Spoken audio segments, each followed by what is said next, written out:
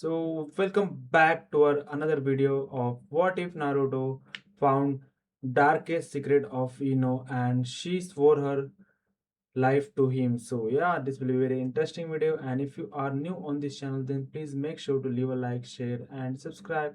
Also don't forget to check out my other videos on this channel, so please make sure to check out my other videos, and without wasting any more time, let's jump right back into the video. What if Naruto discovered Ino's darkest secret and she swore her life to him? The moon hung fat and white over Konoha, painting everything in silver and shadow.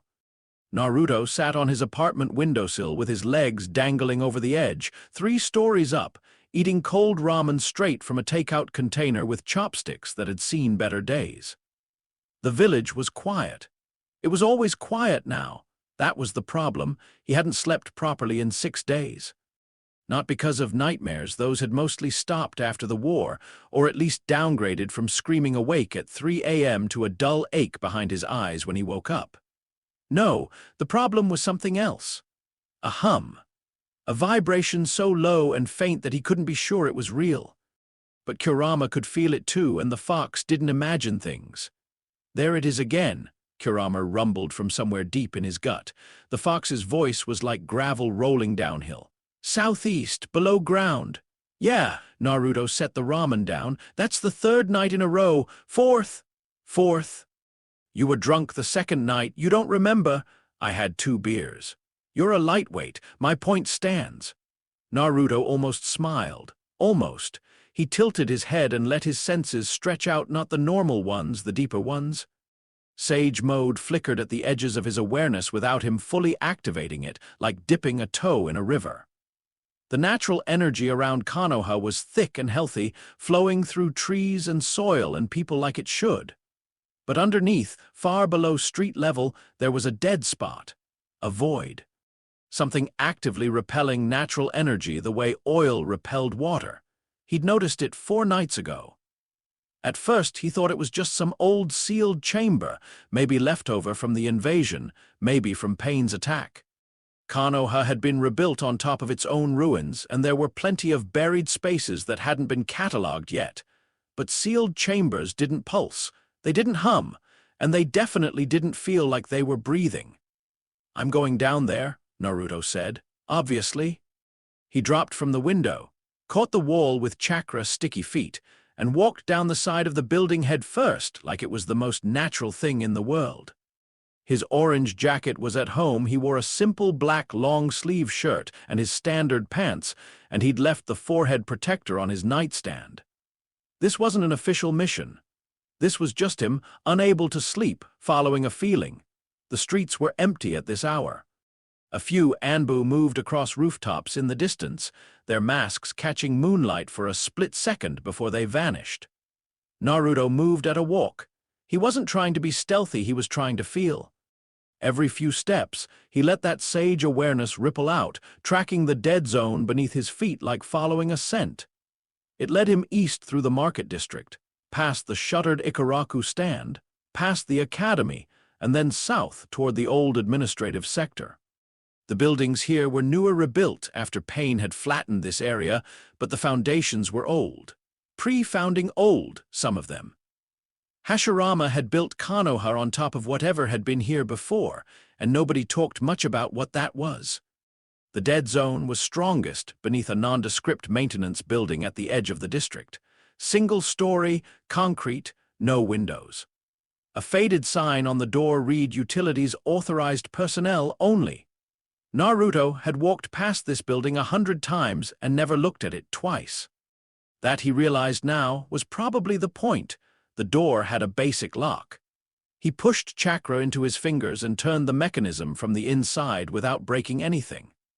Old habit from his pranking days, Uruka would have been horrified to know those skills were still getting use. Inside, a room full of pipes, gauges, and junction boxes, all of it real, all of it functional. This was genuinely a utilities hub, but the dead zone was directly below him and the floor was solid concrete. Naruto knelt and placed his palm flat on the ground. He pushed sage energy down, gentle, like breathing onto a candle flame instead of blowing it out. The natural energy flowed through the concrete, through the soil beneath, and then hit something and bounced back. A barrier. Strong, layered, designed to repel sensing, but it was old. Whoever had maintained it was either dead or had stopped caring because the edges were fraying. He found the seam by feel. A section of floor that was fractionally different from the rest, same material, same color, but the chakra conductivity was wrong. He pressed, channeled, and felt something click deep underground. A section of concrete slid sideways with a grinding hiss, revealing a narrow staircase descending into darkness. "Okay," Naruto muttered. "That's not suspicious at all. Your sarcasm has improved over the years, marginally." He went down. The stairs were stone, not concrete, older than the building above by decades. The walls were bare earth reinforced with wooden beams that had petrified with age. The air tasted stale, like a room that hadn't been opened in years but hadn't quite forgotten what fresh air was. Every 20 steps, a small seal array on the wall gave off a faint blue glow, just enough to see by. Naruto counted them. 14 arrays, roughly 300 steps. He was deep, deeper than the sewers, deeper than the shelters built during the war. He was below the water table, which meant whoever had built this place had used serious engineering to keep it dry. The staircase ended at a door.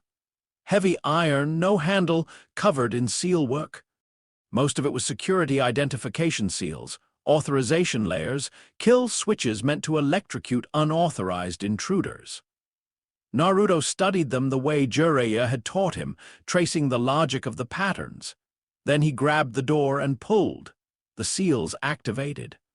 Lightning chakra arced across the surface, enough voltage to stop a heart 3 times over. It hit Naruto's hand and dissipated into his chakra network like a raindrop hitting the ocean. He didn't even flinch. His reserves were so vast, so dense, that the trap couldn't find purchase. It was like trying to electrocute the sea.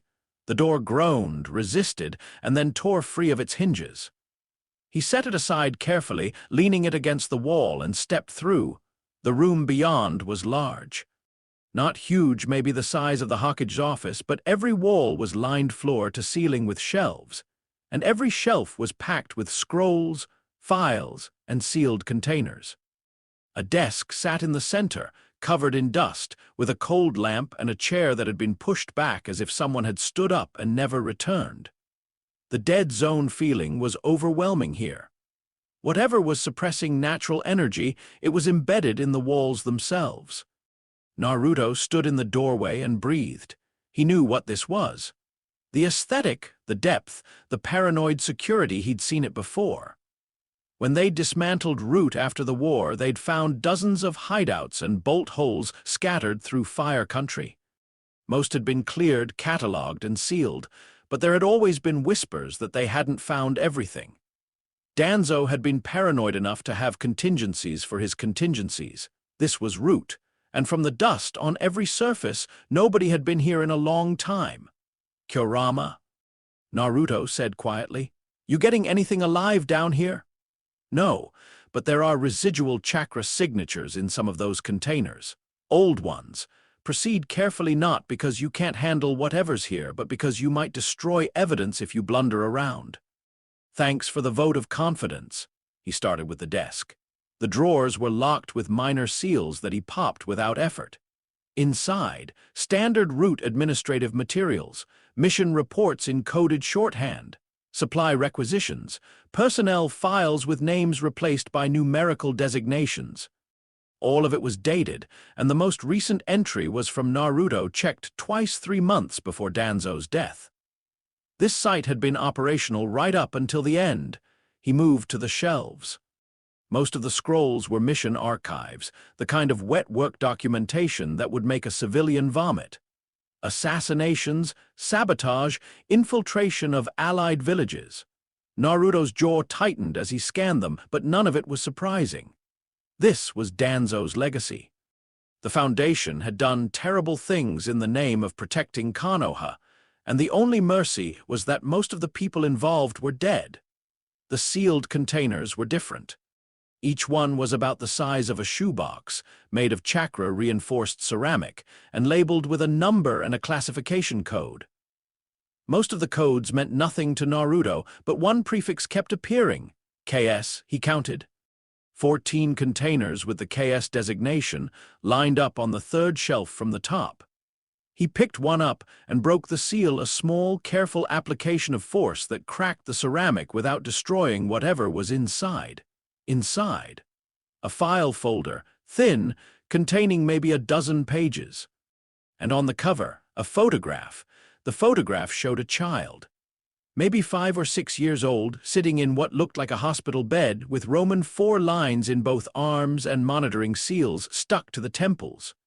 The child was asleep. Blonde hair, round face, tiny features that hadn't grown into themselves yet. Naruto's hand went still. He knew that face. He saw it almost every day in the flower shop on the main street, older now, sharpened by years and war, but unmistakable. Ino Yamanaka. He read the file. It took him 20 minutes. He read it twice, then a third time, because the first 2 times his hands were shaking too badly to hold the pages steady, and he kept losing his place. By the end, he was sitting on the cold stone floor with his back against the desk, the file open on his knees, staring at the far wall with an expression that would have made anyone who knew him take a step back. The file was a medical operational hybrid document, written in the clinical, emotionless language that Root used for everything. It told a story, and the story was this. When Ino Yamanaka was 4 years old, she developed a condition that the file called chakra pathway dissonance syndrome. Her Yamanaka bloodline abilities were awakening too early and too aggressively. Her developing brain couldn't handle the sensory input, and her chakra network was essentially tearing itself apart. The Konoha hospital couldn't treat it. Her father, Inoichi, was told she had maybe a year. Danzo had offered help. The Root Medical Division, which Naruto noted with a sour taste in his mouth, was apparently more advanced than the regular hospital in certain areas, had a treatment. Experimental, dangerous, but with a high success rate. They could stabilize Ino's chakra pathways, save her life, and even optimize her Yamanaka abilities in the process. The price was future service. Inoichi had agreed. Of course he had. His daughter was dying. Any father would have agreed. The file noted this with cold satisfaction. Subject's father demonstrated expected emotional vulnerability. Compliance was immediate. The treatment had taken 3 weeks. Ino was sedated for most of it. When she woke up, she was healthy, her chakra pathways were stable, and she remembered nothing. Inoichi was told to raise her normally, send her to the academy, let her become a regular shinobi. When the time came, she would be activated, but the treatment had included something else. Something Inoichi wasn't told about until later, and by then it was too late. A seal. Not the kind you could see on the skin or detect with standard medical scans. This was a mental architecture, seal, a Yamanaka technique, ironically, that Root had stolen and modified decades ago. It was embedded in the deepest layers of Ino's psyche, woven into her identity so thoroughly that it was indistinguishable from her own thoughts. The file called it Protocol Bellflower. Protocol Bellflower was a kill switch. When activated by a specific chakra frequency, it would override Ino's personality entirely, replacing her with a pre-programmed operative persona that had no emotions, no bonds, no hesitation. This persona could access all of Ino's abilities, her mind transfer, her sensing, her telepathy, but without any of the ethical restrictions that made Ino, Ino. It was designed for one purpose: to be deployed as a weapon against Konoha's leadership if Danzo's faction ever needed to execute a coup from within. The last page of the file was a handwritten note, different from the typed clinical text. The handwriting was tight, controlled, furious. I have searched for 3 years for a way to undo what was done to my daughter. The seal is beyond my ability to remove without killing her. Danzo knows this. He uses it to ensure my compliance. If I am dead when this is found, know that I did not stop trying. The counter frequency is encoded in my personal journal, hidden where only Ino would think to look. She must not learn the truth from anyone but someone she trusts absolutely, or the shock could trigger a partial activation. Protect her, please. Inoichi Yamanaka Naruto closed the file. He sat there for a long time in the dark, in the silence, in a dead man's secret office, holding a dead man's desperate plea, and he felt something settle in his chest like a stone dropping into deep water. Inoichi was dead. Killed in the war, along with Shikaku Nara and so many others, their minds burned out maintaining the telepathic network that had held the Allied forces together. He died a hero. He died still trying to save his daughter from a threat she didn't even know existed. And Ino was walking around Konoha right now, living her life, running missions, working at the flower shop, laughing with Sakura and Shikamaru with a weapon buried in her own mind that could be triggered at any moment by anyone who knew the frequency. Danzo was dead, but the file was still here. The seal was still active. And if anyone else found this place, found these files, found that frequency, Naruto stood up. He gathered every KS-designated container from the shelf. There were 14, one for each sleeper agent, and he opened each one just long enough to confirm what he'd feared. 14 files, 14 photographs, 14 people living in Konoha with Protocol Bellflower or something like it buried in their heads. Some of the faces he didn't recognize. 3 of them he did. 2 were Chunin he'd seen in the mission office, and 1 was Ino. He sealed all 14 containers into a storage scroll, then went through the rest of the room methodically, taking everything that referenced KS protocols, Bellflower, or the sleeper program. He left the mission archives; those could be dealt with later, officially. The sleeper files were too dangerous to leave here. Then he stood in the empty room and made a decision. He wasn't going to Kakashi. Not yet. Kakashi would do the right thing, but the right thing through official channels meant committees, councils, security reviews. And every hour those files existed in a system, the chance of the wrong person learning about them went up. Naruto had learned a few things about politics since the war, even if he hated every one of those lessons. He wasn't going to Shikamaru. Shikamaru would want to plan, analyze, run scenarios. That was smart. That was correct. But Naruto had read Inoichi's handwriting, the fury and grief in those tight letters, and he couldn't sit in a room staring at a board while Ino slept peacefully above them with a bomb in her head. He was going to Ino. Inoichi had said she needed to hear it from someone she trusted absolutely. Naruto wasn't sure he qualified, but he knew one thing. He was the only person in this village who would look Ino Yamanaka in the eye and tell her the truth, all of it, right now, tonight, and then stand next to her for whatever came next. He resealed the entrance behind him, climbed the stairs, stepped out into the cool night air, and went to find her. Ino's apartment was on the 3rd floor of a building near the Yamanaka flower shop. Naruto knew this because he'd been to a party there once, dragged by Sakura, and had spent most of the evening on the balcony talking to Choji about barbecue. The memory felt strange now, layered with what he'd just learned. He landed on her balcony at 2 in the morning. The glass door was locked. Through the thin curtain, he could see the dark shape of her living room, neat, well-organized, plants everywhere. Yamanaka through and through. He knocked. Nothing. He knocked again, harder. A light clicked on somewhere inside. Footsteps, quick and alert shinobi reflexes, even half asleep. The curtain twitched aside and Ino's face appeared, hair down and messy, wearing an oversized T-shirt, her expression cycling from confusion to alarm to irritation in the span of about 2 seconds. She opened the door 6 inches. "Naruto, it's 2 in the morning." "I know. Why are you on my balcony at 2 in the morning?" "Because I need to talk to you and it can't wait." Ino stared at him. She was a sensor type, trained by her father, and even groggy she was reading him his chakra, his body language, the set of his jaw. Whatever she saw made her open the door the rest of the way. "You look terrible," she said. "Get in here." Her apartment was exactly what he'd have guessed. Clean lines, minimal clutter, flowers in vases on every surface. The kitchen was small but organized. She waved him to the couch and went to put on a kettle without asking, which Naruto took as a sign that whatever his face looked like, it was bad enough to warrant tea. She came back with 2 cups and sat in the chair across from him, legs curled under her, watching him with those sharp blue eyes. Talk. Naruto held the cup but didn't drink. He was trying to figure out how to start. He'd gone through a dozen versions on the way here and none of them were right. There was no good way to tell someone what he had to tell her, so he just said it. Your dad made a deal with Danzo when you were 4 years old. You were sick, your chakra pathways were falling apart. The hospital couldn't fix it.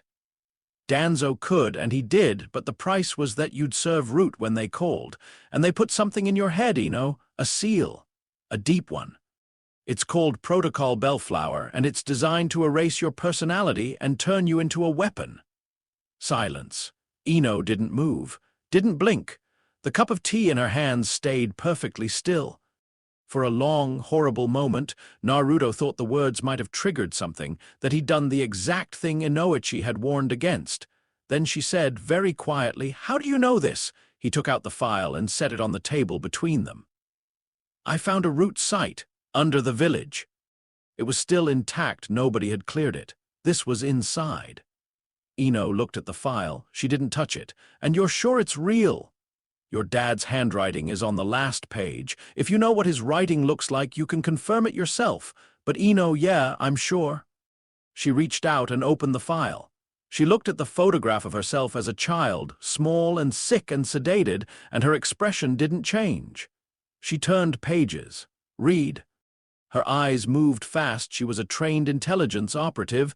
She could process information quickly, but Naruto watched her hands, and he saw the tremor start around page 4 and get worse with every page after. She reached the last page. Her father's handwriting. She read it once, then again, and then she closed the file and set it down and pressed both hands flat on the table as if the table was the only thing keeping the world from tilting sideways. "Ino, give me a minute." He gave her a minute. It stretched into 2, then 3. The kettle clicked off in the kitchen.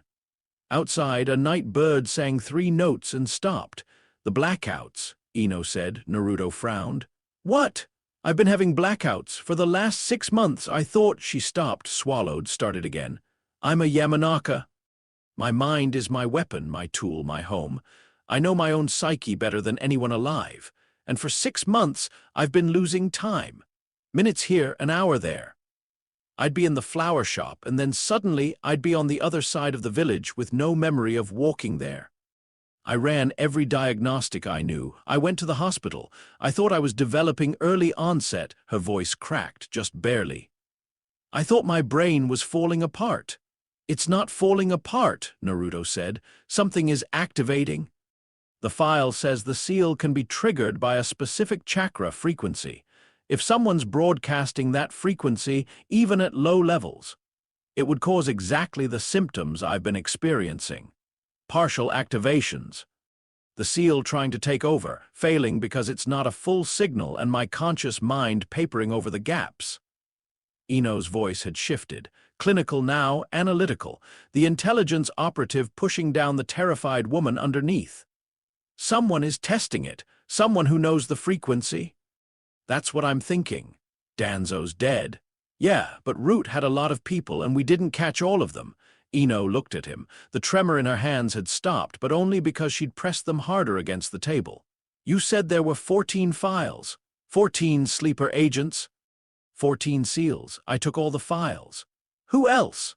"I recognized 2 Chunin from the mission office. The rest were faces I didn't know. I can show you the photos later, but Ino, you're the priority right now. You're the one having blackouts. You're the one being activated." "Why? Why me specifically?" Naruto had thought about this on the way over. "You're the most valuable. The others are Chunin, maybe low Jonin. You're a Yamanaka with full mind transfer and telepathy. You worked in intelligence. You have access to classified information, and you can get inside anyone's head. If someone wanted a weapon inside Konoha, you'd be the sharpest knife in the drawer." Ino let out a breath that was almost a laugh, bitter and hard-edged. "Lucky me." She stood up abruptly, paced to the window, stared out at the sleeping village. Naruto watched her back, the rigid line of her shoulders, and kept his mouth shut. She needed to process. My dad knew, she said to the glass. All those years. Every time he looked at me, he knew what was inside my head, and he never told me. He was trying to protect you. The note said the shock of learning could cause a partial activation if it came from the wrong source. Is that supposed to make me feel better? No, it's supposed to be the truth. Ino turned. Why are you the one telling me this? Why you, Naruto? You could have gone to Kakashi, to Shikamaru, to anyone. Because your dad said you needed to hear it from someone you trust, and because I'm not going to let anyone use you as a weapon. Not Danzo's ghost, not Root, not anyone. We barely know each other. I know enough. I know you fought in the war. I know you held the telepathic network together after your dad died. I know you didn't break then, and you're not going to break now. Something shifted in her face. The analytical mask cracked, and underneath it was something raw and frightened and furious, not at him, but at everything. At her father for keeping the secret. At Danzo for making the deal. At herself for not sensing what was in her own mind. At the universe for handing her this specific nightmare. I can feel it, she whispered. Now that I know what to look for, I can feel it. It's like there's a room in my mind that I always thought was just a wall, but it's not a wall. There's something behind it, and it's awake. Naruto stood up. Then we deal with it. How? You heard what the file said. My father spent years trying to remove it and couldn't. Your father was one man working in secret. I'm Naruto Uzumaki, and I'm not exactly short on resources. We'll get Sakura for the medical side. We'll find your dad's journal. He said he hid the counter frequency where only you'd look. And in the meantime, if that seal so much as twitches, you've got a Jinchuriki standing next to you with enough chakra to light up the continent. That's your plan. Just stand next to me. I've won wars with worse plans. She stared at him, and for the first time since he'd shown her the file, something besides fear and fury crossed her face. It was small, reluctant, barely there, but it might have been hope. There's a technique, Ino said slowly. A Yamanaka clan oath. It's old pre-village era. It creates a chakra bond between two people. One person anchors the other's psyche, provides a kind of lifeline, a reference point. If my mind is compromised, the anchor can pull me back. Do it. You don't even know what it involves. Does it help keep you safe? In theory. Then do it. Ino crossed her arms. It's not casual, Naruto. It's a lifeline. It means I'm tying my psyche to yours. My mind, my thoughts, my mental stability, all of it, anchored to you. If the seal activates and tries to overwrite me, the bond gives me something to hold on to. But it goes both ways. You'd feel what I feel. Not thoughts, not specifics, but emotional states. Pain, fear. If I'm in danger, you'd know. Good. You'd be responsible for me. Not in a servitude way, in a my sanity depends on this connection way. It's the most vulnerable thing a Yamanaka can do. It means trusting you with my mind. Naruto met her eyes. Ino, I had a fox sealed in my gut before I could walk. I know what it's like to have something inside you that you didn't ask for. And I know what it's like when someone decides to help you carry it instead of running away. You don't have to trust me with everything. Just trust me with this. Ino was quiet for a long time. She looked at the file on the table, at her father's handwriting, at the photograph of herself as a sick child. She looked out the window at Konoha, sleeping and peaceful, with no idea what was underneath it. Okay, she said, we need to do it outside. Somewhere with open sky the technique draws on ambient chakra. They went to the roof. The moon was still up, fat and indifferent, and the rooftops of Konoha spread out around them like a frozen sea. Ino stood facing him, barefoot on the cold tiles, her hair whipping slightly in a breeze that carried the scent of night-blooming jasmine from somewhere below. "Give me your hands," she said. He did. Her fingers were cold. She laced them through his, and he felt her chakra flicker to life, not the aggressive, weaponized version she used in combat, but something softer, more fundamental. This was the Yamanaka bloodline at its core, not mind invasion, but connection, reaching out, bridging the gap between one consciousness and another. "This is the oath," Ino said, and her voice had a resonance to it now, layered, like she was speaking from more than one place. Yamanaka to anchor mind to mind, I bind my psyche to yours in trust and desperation and choice. Where I am lost, you will find me. Where I am broken, you will hold the pieces. Where I am taken from myself, you will bring me back. I swear my mind to your keeping, not as a servant, but as a partner in the only war that matters, the war to remain who I am. Her chakra surged. Naruto felt it pour into him through their clasped hands, not an invasion, nothing hostile, but a thread. Thin, golden, warm. It sank into his chakra network and anchored itself somewhere deep, somewhere near the center of him, and he felt it lock into place like a key turning in a lock he hadn't known he had. And then he felt her, not her thoughts, not her memories, just Ino, the emotional core of her. Fear enormous and barely contained. Anger burning steady like banked coals, grief for her father fresh as a wound reopened. And underneath all of it, stubborn, defiant, a refusal to be erased that was so fierce it made his breath catch. Interesting, Kurama murmured. She's strong. Stronger than she knows. Naruto squeezed her hands. I feel you, he said. I've got you. Ino's eyes were wide, her pupils blown in the moonlight. She could feel him too, he saw it in her face. Whatever she was getting from his end of the bond, it made her shoulders drop an inch, some of that rigid tension bleeding out. You're so loud, she said, and it was half complaint and half wonder.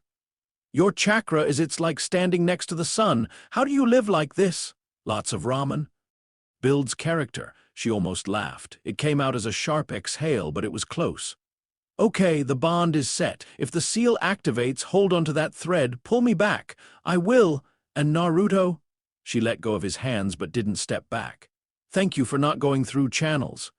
Thank you for just coming to me. Always. She nodded. Something had changed between them. He could feel it physically now, the thin, golden thread of the bond humming in his chest like a second heartbeat. They weren't friends, not exactly. They weren't anything with a name. But they were connected in a way that went deeper than friendship, deeper than romance, deeper than anything Naruto had words for. She had given him her mind, and he had caught it.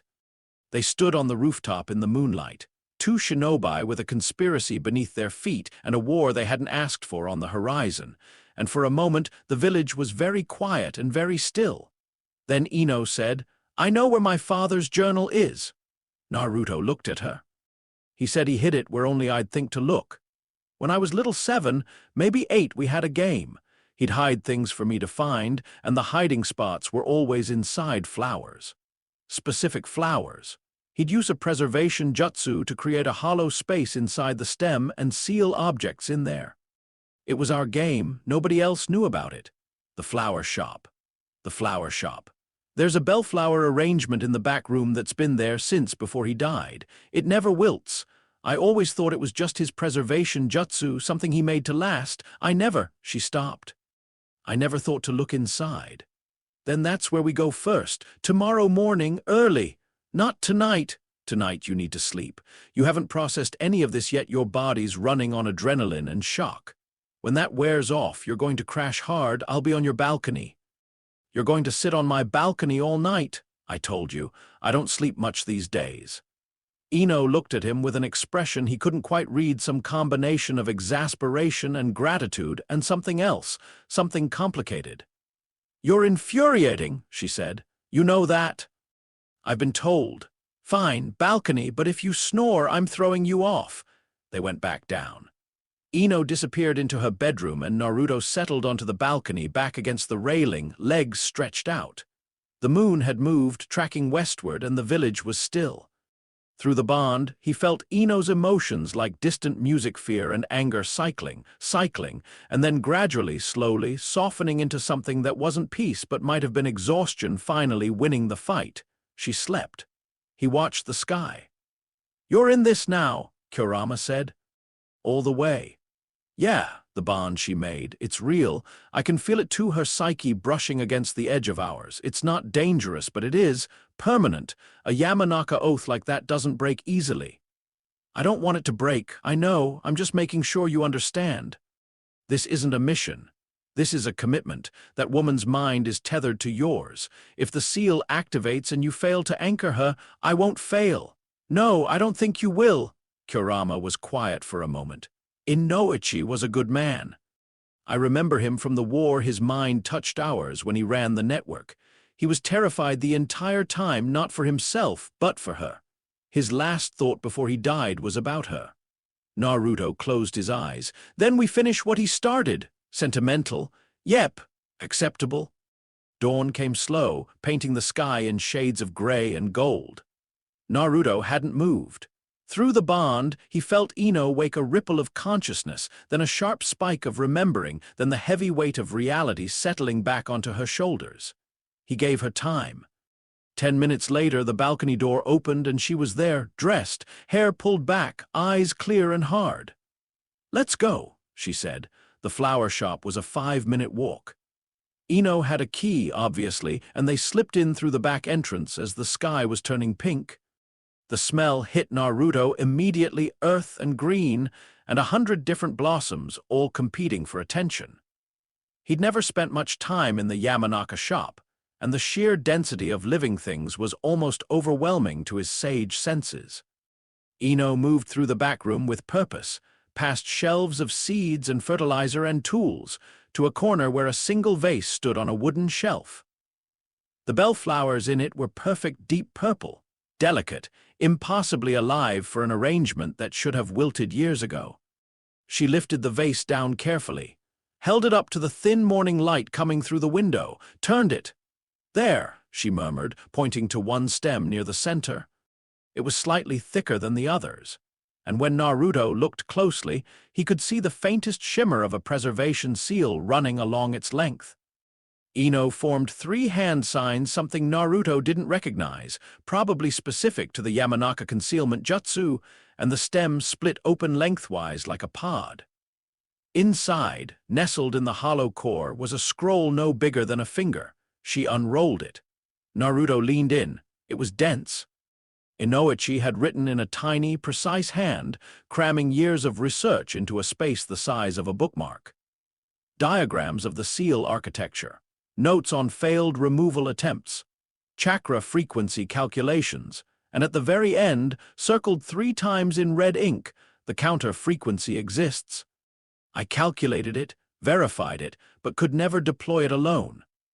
It requires 2 things: an external chakra source massive enough to overwhelm the seal's defenses, and a mind link with the subject deep enough to guide the frequency to the seal's core without damaging surrounding neural architecture. I could provide the second, but not the first. No single shinobi I know has enough raw chakra to brute force a root mental architecture seal. If you're reading this, Ino, I'm sorry. Find someone with the power to help you. Someone you trust. I love you. I always loved you. Everything I did was to keep you alive. Ino's fingers tightened on the scroll. Naruto felt the pulse through the bond, grief, sharp and clean, cutting through the anger and fear like a blade. "He gave me the answer," Ino said. "He just couldn't use it himself. But we can." She looked at him. "The counter frequency needs a massive external chakra source. You've got the 9 tails. I've got a lot more than that. Sage mode, 6 paths chakra. I'm basically a walking battery. If your dad's math is right, we can break the seal." It's not that simple. The process guiding the frequency to the seal's core that requires navigating my mindscape.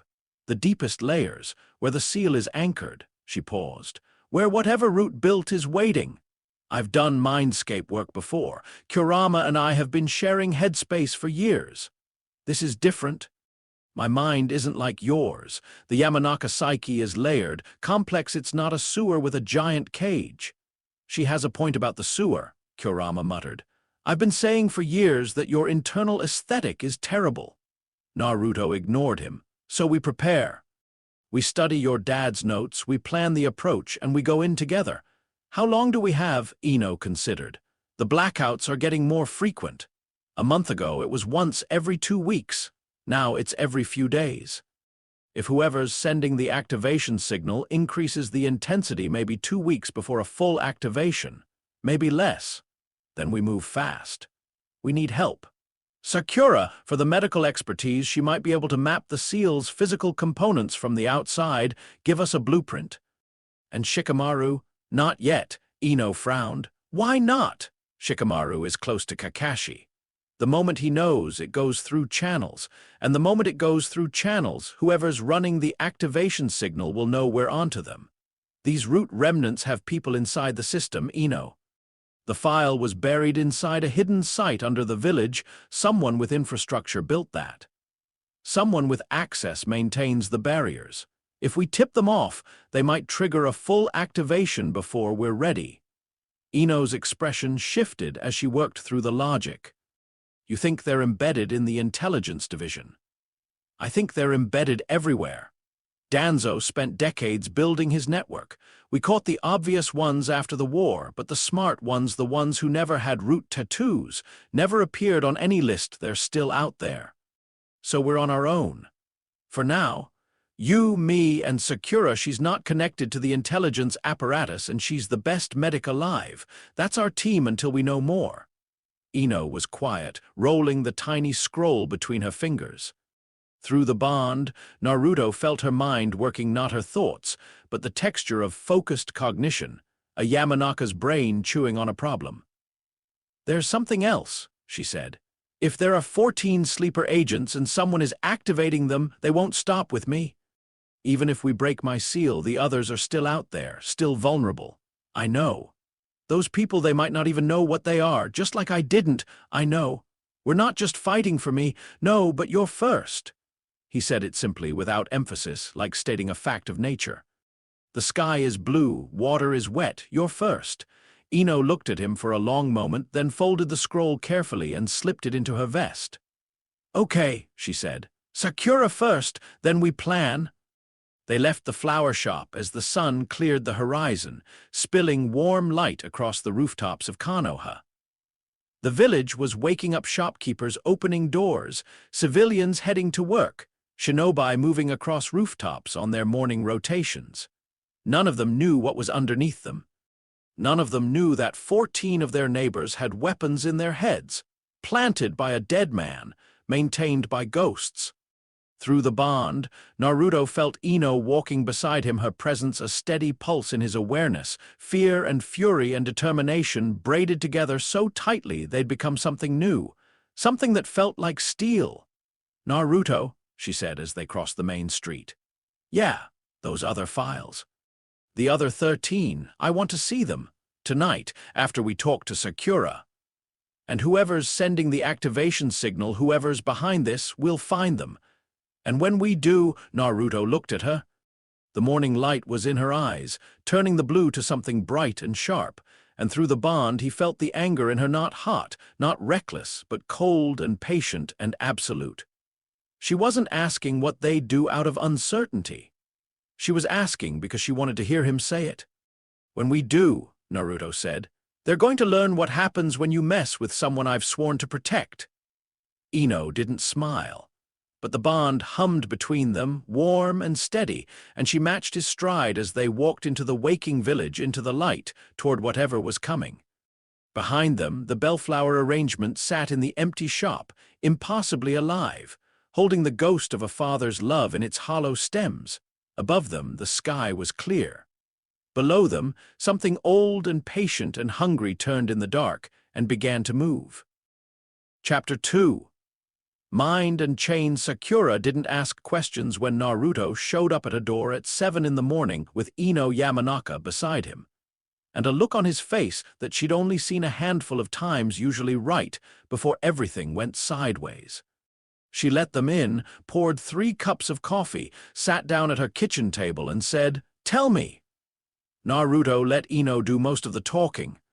It was her story, her body, her mind, and watching her lay it out for Sakura, clinical and precise, only her hands giving away the fear underneath. He felt a pulse of fierce respect through the bond. Ino didn't flinch. She started with the childhood illness, moved through the deal, the treatment, the seal, the blackouts, and finished with Inoichi's hidden research. The whole thing took 20 minutes. Sakura didn't interrupt once. When Ino was done, she set the tiny scroll on the table between them and sat back. Sakura stared at it like it might bite her. "How long have the blackouts been happening?" Sakura asked. 6 months, increasing in frequency. And before that, anything unusual, memory gaps, mood shifts, unexplained fatigue, Ino hesitated. Through the bond, Naruto felt something complicated, shame, maybe, or the sting of hindsight. Looking back, yes, small things, I'd lose track of conversations, walk into rooms and forget why. I thought it was stress, post-war burnout.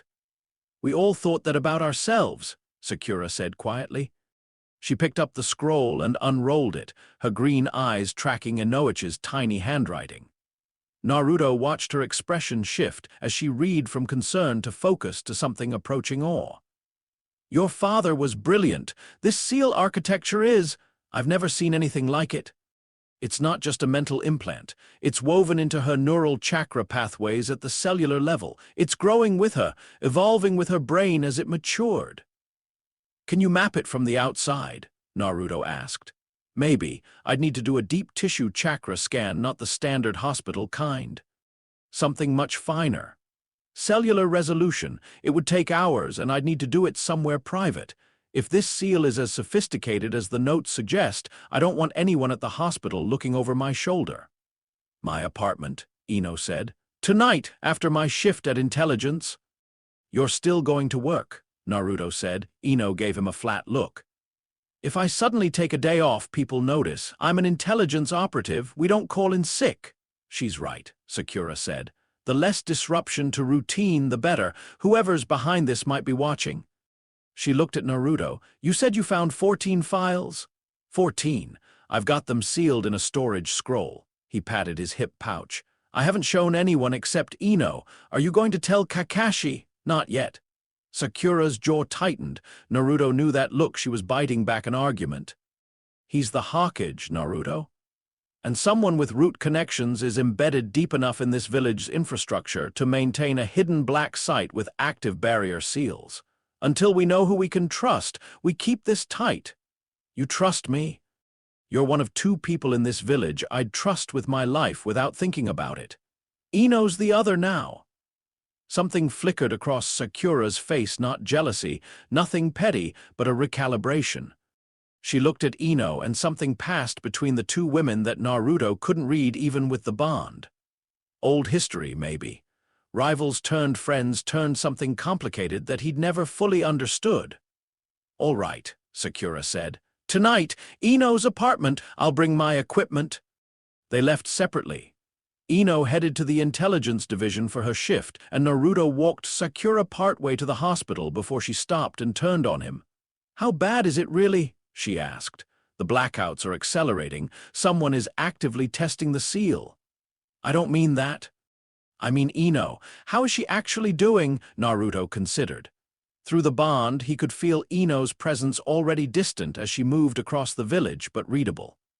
The fear was still there, a constant undercurrent, but she'd layered discipline over it like armor. She's holding. Barely. But she's been holding for 6 months without knowing what was wrong, so barely is pretty impressive. The oath bond, I could feel it when she was talking. There's a resonance between you 2 now. It's not subtle. You could feel that? I'm a medic, Naruto. I read chakra the way you read ramen menus. She paused. Is it? What is it like? Like having a second heartbeat, quieter than mine, but always there. Sakura studied him for a moment, then nodded once, sharp and decisive. I'll have something for you tonight. If Inoichi's seal analysis is accurate and knowing him, it will be I can start building a medical map. We'll need it for whatever comes next. She walked away toward the hospital, her pink hair catching the early sun, and Naruto stood on the street corner and tried to figure out what to do with a day that was already burning. He went to the training grounds, not to train exactly, to think. And because the training grounds were one of the few places in Konoha where he could spread his senses wide without hitting the constant background noise of civilian life. He found his usual spot, training ground 3, the one with the memorial stone, and sat in the grass with his back against a tree and let his awareness expand. Sage mode came easy now. He barely had to try. The natural energy flowed in like breathing, the world sharpening into crystalline focus. Every blade of grass, every insect, every bird in every tree for half a mile. And underneath, the deeper layer, The chakra signatures of every living person in range. He wasn't looking for people. He was looking for the dead zone. In Sage mode, the root black site was obvious, a void in the natural energy field like a hole in fabric. But Naruto had already found that one. What he was looking for now was other voids. If the remnant, he needed a name for them, and that one would do, was still operating, they'd need infrastructure. Safe houses, communication relays, equipment caches. And if they used the same suppression barriers as the site he'd found, they'd show up as dead spots. He sat there for 2 hours, motionless, senses stretched to their limit. He found 3. One was east of the village, near the wall, buried deep. Another was south. Underneath, what his mental map suggested was a residential district. The third was faint, barely detectable, flickering northwest, near the Hawkage Monument. 3 additional sites, 3 more pieces of infrastructure that had survived Root's dismantlement. He catalogued them, fixed their locations in his memory, and pulled back. His body ached from sitting still so long, ironic, for a guy who could run for 3 days straight without stopping, but Sage mode demanded stillness, and his muscles always complained afterward. 3 sites, Kurama said. At minimum, the one near the monument concerns me. Yeah, that's close to Anbu headquarters, and the Hawkage office, and the village archives. Whoever placed that site wanted access to the center of power. Naruto stood and stretched. I need to check them. You need to be careful. The first site was abandoned, dusty, unused. These might not be. If the remnant is actively operating, those sites could be staffed. Good. Then maybe we'll find someone to ask questions. Your idea of asking questions typically involves property damage. I've grown. Debatable. He started with the eastern site, because it was furthest from the village center and least likely to be watched. The void was located beneath a warehouse district, shipping companies, storage facilities, the kind of area where nobody asked questions about unusual activity, because unusual activity was the baseline. Finding the entrance was harder than the first site. There was no convenient maintenance building with a hidden staircase. Instead, Naruto had to trace the edge of the suppression barrier until he found a seam, and the seam was inside a drainage culvert that ran under one of the larger warehouses. The entrance was a section of pipe that swiveled on hidden hinges when the right pressure point was touched. More stairs. More ancient stone. More seal arrays for light. The chamber at the bottom was smaller than the first one, but configured differently. This wasn't an archive, it was a communications hub. Arrays of sealing paper covered the walls in patterns Naruto recognized from Jiraiya's teachings. Relay networks. These seals could transmit messages across distances without radio or hawk, silently and undetectably. They were dormant but intact. And they weren't dusty. Someone had been here recently. Not today, maybe not this week, but the floor showed foot traffic patterns in the thin layer of grime, multiple visitors, different shoe sizes, coming and going regularly. On a small table in the corner, he found a cup. Empty, but with a faint tea stain that hadn't fully dried. Days. Someone had been here within days. He didn't touch anything else. He backed out, resealed the entrance, and moved to the southern site. This one was under a house. A regular civilian house in a residential neighborhood. Currently unoccupied, the windows were shuttered, and a faded rental sign hung on the front gate. Naruto slipped in through a back window and found the entrance in the cellar. Another hidden door, another descent. The chamber was a medical facility. Small, cramped, but equipped with surgical tools, monitoring seals, and a rack of sealed containers that looked disturbingly similar to the ones he'd found in the archive. There was a chair in the center with restraints on the armrests and headrest, the kind of chair you didn't sit in willingly. The monitoring seals around it were calibrated for neural activity. Someone had been doing brain work down here. This place wasn't just maintained. It was active. The instruments were clean, the seals were charged, and there was a chemical smell, antiseptic, that meant recent use. Naruto stared at the chair for a long time. That's where they do it, Kurama said, and even the fox's voice was low.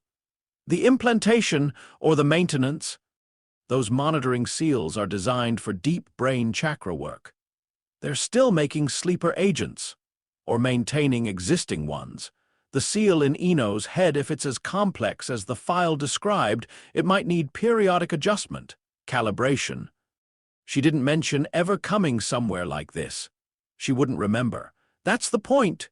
The cold in Naruto's chest turned into something else, something hot and bright and dangerous.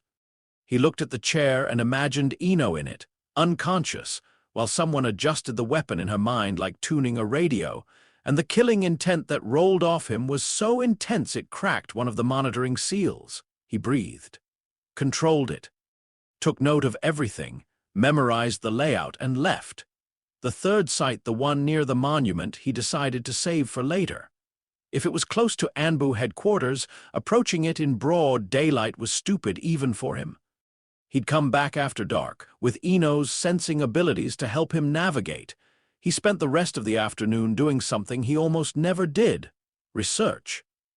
The Konoha library was public, but the restricted section required Jonin clearance, which he had. He pulled everything he could find on mental architecture seals, Yamanaka clan techniques, and Root's known methodology. Most of it was surface level. The real documentation had been classified or destroyed after Root's dissolution. But he found fragments, technical papers on seal theory, a monograph on neural chakra pathways, an old, dry treatise on the Yamanaka clan's pre-village techniques that mentioned binding oaths in a footnote. He read all of it. He read slowly, he always had, and the dense technical language didn't help, but he read thoroughly, and by the time the library closed at sunset, he had a working understanding of what they were dealing with. The seal in Ino's head was a masterpiece of evil. There was no other way to describe it. Whoever had designed Protocol Bellflower, not Danzo, wouldn't have had the technical skill. But someone working for him had created something that blurred the line between seal and surgery. It wasn't just a set of instructions written on the brain. It was a second identity, fully formed, grown alongside Ino's real personality like a twin hidden behind a wall. It had its own neural pathways, its own chakra channels, its own will.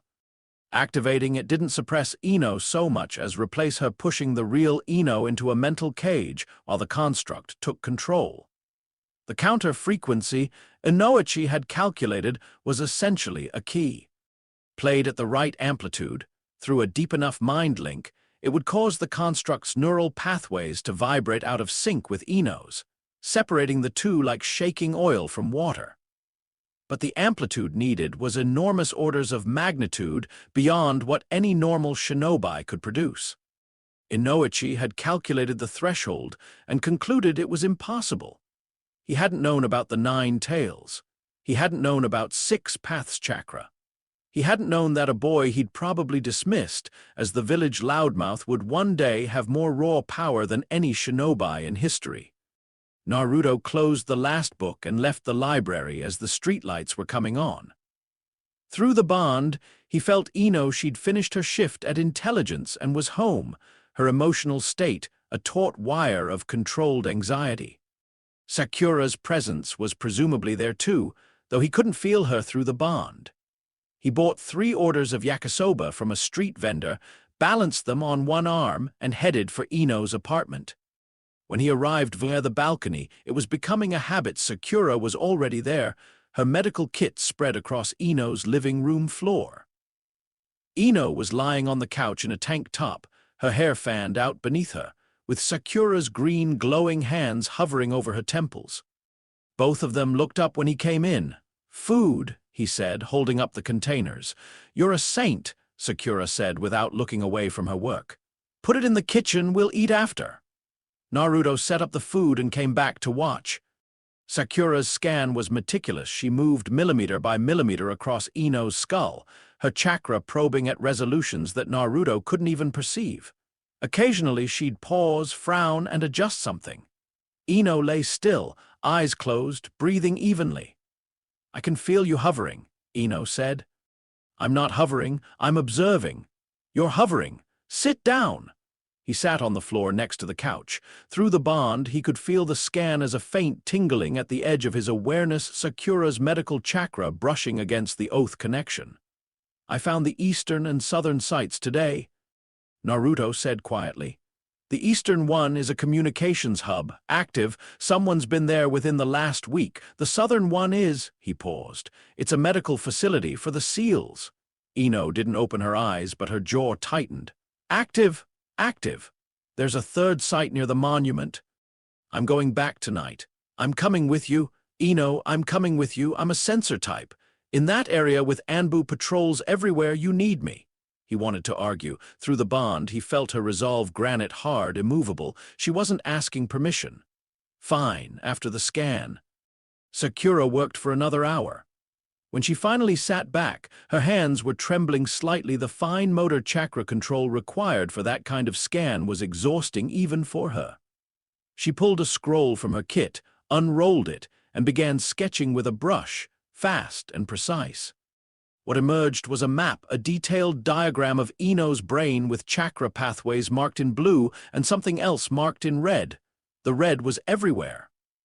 Okay, Sakura said, and her voice was the careful, steady tone she used when delivering very bad news very calmly. Here's what I found. The SEAL protocol bellflower is embedded in 4 primary locations. She pointed to spots on the diagram. The hippocampus, which controls memory formation, the amygdala, which processes emotion, the prefrontal cortex, which handles decision-making and identity, and the thalamus, which is the relay center for sensory information. Each site has a cluster of SEAL-woven neural pathways that mirror Ino's natural ones. They're almost identical, that's why she couldn't detect them. They look like her. Almost identical, Ino repeated. What's the difference? The resonance frequency? Your natural pathways vibrate at one frequency. It's unique to you, like a fingerprint. The SEAL pathways are tuned to a different frequency, but it's so close to yours that without knowing what to look for, you'd never catch it. The gap between the 2 frequencies is… Sakura checked Inoichi's scroll. Your father calculated it exactly. It's 0.03 hertz. That's nothing, Ino said. That's the width of a hair. That's why nobody found it, but it's enough. The counter frequency your father designed exploits that gap. It amplifies the difference until the SEAL pathways can't maintain coherence and collapse. What happens to me when they collapse? Sakura hesitated. The SEAL pathways have been growing alongside your natural ones for over 15 years. They're intertwined. When they collapse, there will be debris. Neural damage that I can heal, but only if I'm working on you in real time during the process. You'll also be fighting the construct, the weapon persona. When the counter frequency starts destabilizing its pathways, it's going to activate as a self-defense measure. It will try to take control before it's destroyed. So the act of breaking the seal will trigger the exact thing the seal was designed to do. Yes, the room was very quiet. Naruto felt the fear spike through the bond, real fear, the deep kind, the kind that touched the parts of yourself you tried not to think about. That's why I need to be in there with you, he said. The bond gives me access. When the construct activates, I'll hold the line. Kurama and I have more chakra than it can handle, and the bond means I can anchor your real self while the counter frequency does its work. And I'll be monitoring from outside, Sakura added. Healing the neural damage in real time, keeping your brain intact while the seal collapses. Between the 3 of us, we can do this, but we need to prepare. I need at least a week to develop the medical protocol. A week, Ino said. The blackouts are coming every few days. I know, we move as fast as we can. They ate the yakisoba in something close to silence, not uncomfortable, but heavy. The weight of what they'd learned sitting on all of them. Sakura left first, her medical kit sealed and hidden inside a genjutsu-locked scroll.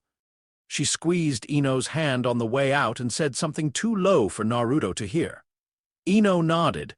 Then it was just the 2 of them, and the night outside, and the third site waiting near the monument. Ready, Naruto said. Ino pulled on her mission vest, the dark one, no insignia. She strapped a kunai holster to her thigh and tied her hair back tight. When she turned to him, her face had changed. The vulnerability from earlier was gone, replaced by the sharp, focused expression of a kunoichi on a mission. Let's move. They went across the rooftops, staying low, moving fast. The village was quiet at this hour, late enough for civilians to be asleep, early enough that the late-night crowd at the bars hadn't started stumbling home. Anbu patrols moved in predictable patterns overhead, and Ino tracked them with her sensing, guiding Naruto through the gaps with quick hand signals.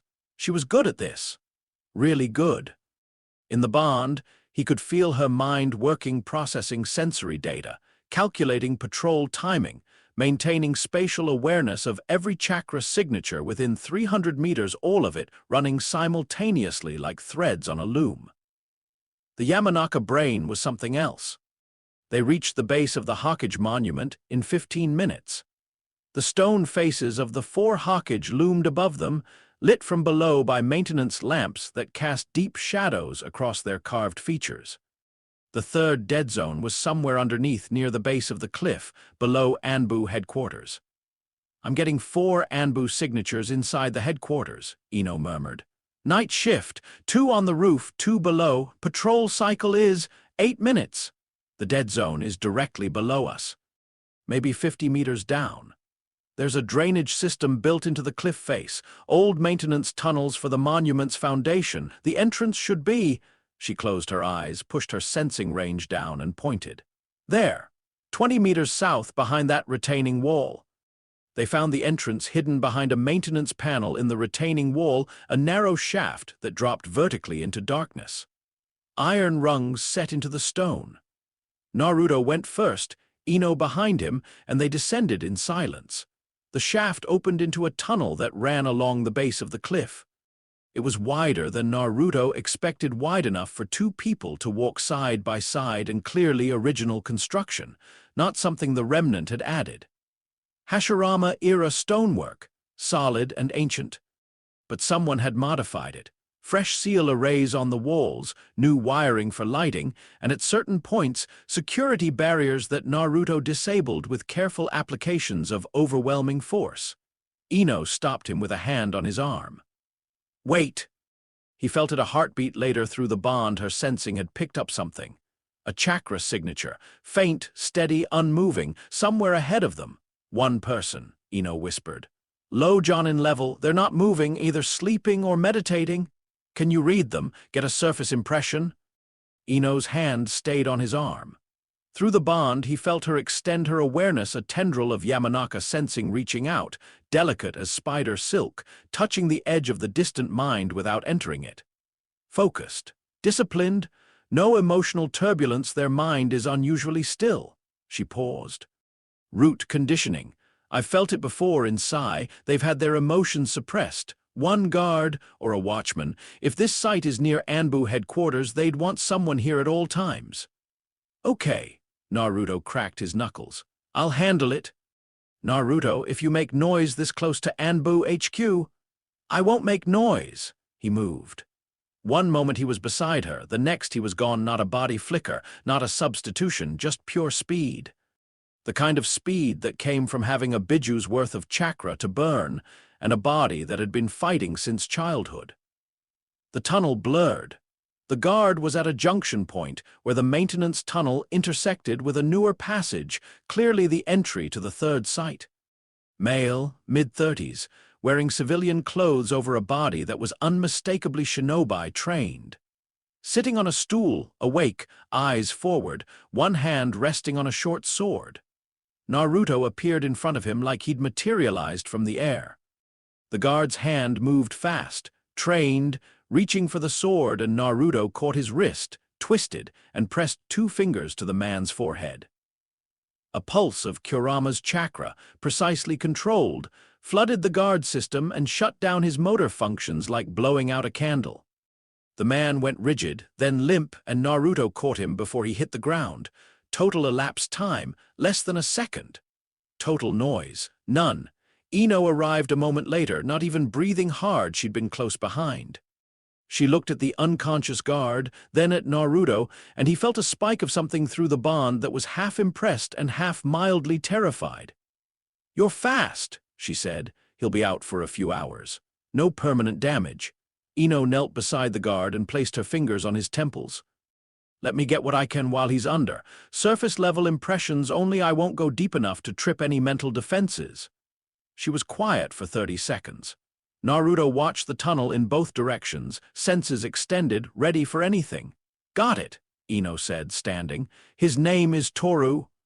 He doesn't know his own last name. Root took it. He's been stationed here for 4 months, on rotation with 2 others. He reports to someone he's never met. Face-to-face communication only through the relay network. And the passphrase to the site entrance is a chakra pattern, not a word. Can you replicate it? Already memorized it from his surface thoughts. She stepped past the guard and pressed her palm to the wall at the junction. Her chakra flickered in a specific pattern complex, 16 beats long, and the wall split apart, revealing another set of stairs descending into the suppressed zone. This site was different from the others. Larger, better maintained. And when they reached the bottom of the stairs, Naruto understood why this one was positioned so close to the center of power. It was a command center. The room was roughly circular, maybe 30 meters across, with a high ceiling and walls covered in active seal arrays that pulsed with dim blue light. In the center, a large table held a detailed map of Konoha, not a paper map, but a 3-dimensional chakra projection showing every district, every major building, every significant landmark. Dots of light moved across the projection. Red for Anbu patrols, green for barrier team positions, gold for what Naruto realized with a chill were the locations of the 14 sleeper agents. Along the walls, workstations held communication equipment, files, and sealed scrolls. Everything was organized with military precision. This wasn't a remnant clinging to the past. This was an active, functioning intelligence operation running parallel to Konoha's official systems. They can see everything, Ino breathed. She was staring at the projection, at the golden dots. 14 of them, scattered across the village, and one of them, she touched it with a shaking finger, was pulsing slowly, right where her apartment should be. That's me. That's all of you, Naruto said. They're tracking every sleeper agent in real time. Ino moved to the nearest workstation, her training taking over. She scanned the files, the communication logs, the operational documents, her hands fast and sure. This is incredible. They've been running operations inside Konoha for years. Monitoring Anbu, intercepting communications, tracking high-value targets. It's a complete shadow intelligence network. Who's running it? Ino pulled a sealed folder from a drawer and broke the seal with a precise chakra cut. Inside was a slim dossier with a designation instead of a name, Kajero. No photograph, no physical description, just operational records, orders issued, missions approved, strategic assessments. The handwriting was meticulous, elegant, almost artistic. Kajero, Ino said. That's the designation for whoever's in charge. The command structure flows down from this single point. Everyone below operates in isolated cells. Classic root methodology, but refined. Danzo was paranoid, but this is something else. This is architectural. Every piece is designed to function independently. Even if you take out half the network, the rest keeps running. Can you trace Kajero from the communication logs? The logs are clean. Relay routed through multiple cutouts, but, she trailed off, leafing through pages, her eyes narrowing, there's a pattern. Kajero issues orders on a regular schedule every 3 days, always between 2 and 4 in the morning. The relay signatures show the messages originate from within Konoha, close to the center. How close? Within a quarter mile of where we're standing. Naruto looked at the ceiling. Above them, through 50 meters of rock and earth, was Anbu headquarters, the Hokage's office, the administrative heart of the village. Kajero is someone with access, he said. Someone inside the system. High access. These operational assessments reference classified Anbu deployment schedules, council meeting minutes, even Hokage-level briefings. Whoever this is, they're reading material that maybe 20 people in the village have clearance for. Council member, Anbu commander, or someone who serves them. An aide, a secretary, a clerk, someone invisible, someone nobody looks at twice. Ino's voice had gone cold and precise. That's how Danzo operated. He hid in plain sight by being useful, by being someone everyone needed but nobody feared. A sound from above. Faint, muffled footsteps in the maintenance tunnel. The guard wasn't supposed to wake up for hours, which meant someone else was coming. Naruto's hand found Ino's shoulder. Time to go! I need more from these files. We come back. Right now we move. Through the bond, he felt her frustration, the intelligence operative in her screaming to stay and extract every scrap of data. But she was also a shinobi who understood tactical withdrawal. She grabbed the Kajero dossier, sealed it into a scroll, and nodded. They went up the stairs fast and quiet. At the junction, Naruto paused. The unconscious guard was still down, but the footsteps were coming from the direction of the original maintenance tunnel. Someone was approaching through the same entrance they'd used. Ino's hand flashed. 2 signatures. Chunin level. Armed. Naruto considered for half a second. He could take 2 Chunin without breaking a sweat, without making noise, without even the people above them noticing. But bodies raised questions, and unconscious root operatives left lying around would tell the remnant that their command center had been found. Instead, he grabbed Ino around the waist, flooded his body with 6 paths chakra, and moved. Not along the tunnel. Through it. Straight up, through the stone. A burst of raw power that carved a body-width hole through 50 meters of rock and earth, and deposited them both on the surface behind the retaining wall in the space between one heartbeat and the next. The hole sealed behind them. Naruto had learned that trick from studying Obito's Kamui, adapting the principle to brute force. The stone flowed back like water. They landed in a crouch behind the wall, breathing hard. Naruto from the chakra expenditure, Ino from the sheer shock of being teleported through solid rock. What the Ino started. Later, they moved, across rooftops, through shadows, away from the monument. 4 minutes later, they were on Ino's balcony, and Naruto was fairly sure they hadn't been seen. Ino grabbed his shirt as soon as they were inside.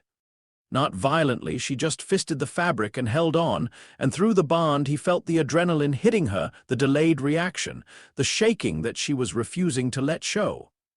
You went through solid rock, she said. I went through solid rock. That's not a thing people do. I'm not most people. She let go of his shirt and dropped onto the couch. No, you're really not. She pressed her hands over her face, breathed in, breathed out. When she lowered them, she was steady again. Okay, what we know, the Remnant has an active command center under the Hokage Monument. They have real-time tracking of all 14 sleeper agents. Their leader, Kajero, operates from within or very near the village's administrative core and has access to top-level classified material. They have at least 3 operational sites, a communications network, and a medical facility for SEAL maintenance. And someone was coming to the command center at, Naruto checked the clock on her wall, 11 at night, on a random weekday. It's not random. Kajero's communication schedule is every 3 days. This might be a scheduled briefing. Which means if we'd stayed another 10 minutes, we might have seen Kajero in person. Or gotten caught. Ino shook her head. We got enough. The dossier, the communication patterns, the tracking system. That's actionable intelligence. She unrolled the stolen scroll and began reading the Kajero dossier more carefully, spreading pages across her coffee table. Naruto let her work. She was in her element now. Data, patterns, analysis. The fear was still there in the bond, but it had been pushed to the back, overridden by professional focus. He made tea because Ino had forgotten to eat or drink anything since they'd gotten back, and set a cup beside her without comment. 20 minutes later, she sat back. I have a theory, she said. About Kajero's identity. It's thin, but the communication style in these orders, the sentence structure, the word choice, the way they frame tactical assessments, it's distinctive. Analytical, precise, but with a specific pattern of emphasis that I've seen before. Where? In the Intelligence Division's archives. Old reports. mission assessments from the Third Hokage era when Root was officially running operations alongside regular Anbu. There was an analyst who wrote briefings for Danzo, never named, just a designation. Their writing style matches Kagero's almost exactly. An analyst from the Third's era. That's what, 20, 30 years ago, at least, which means Kagero isn't young. They've been in this game a long time.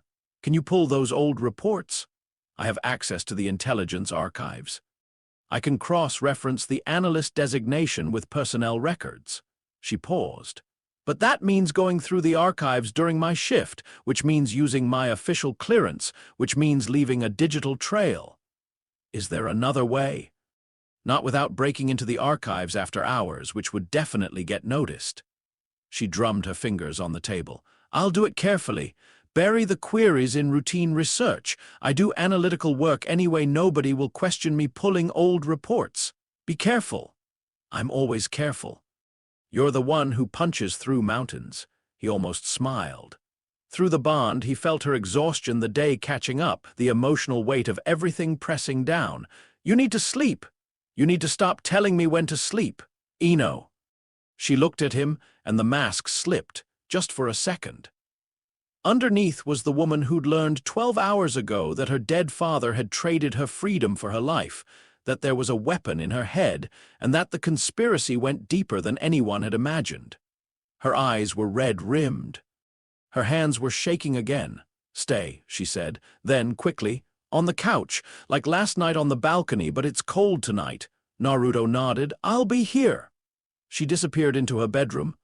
He stretched out on the couch, which was too short for him by about 6 inches, and listened to the sounds of her apartment, the hum of the refrigerator, the faint rustle of her sheets as she settled in, the tick of the clock on the wall. Through the bond, he tracked her descent into sleep.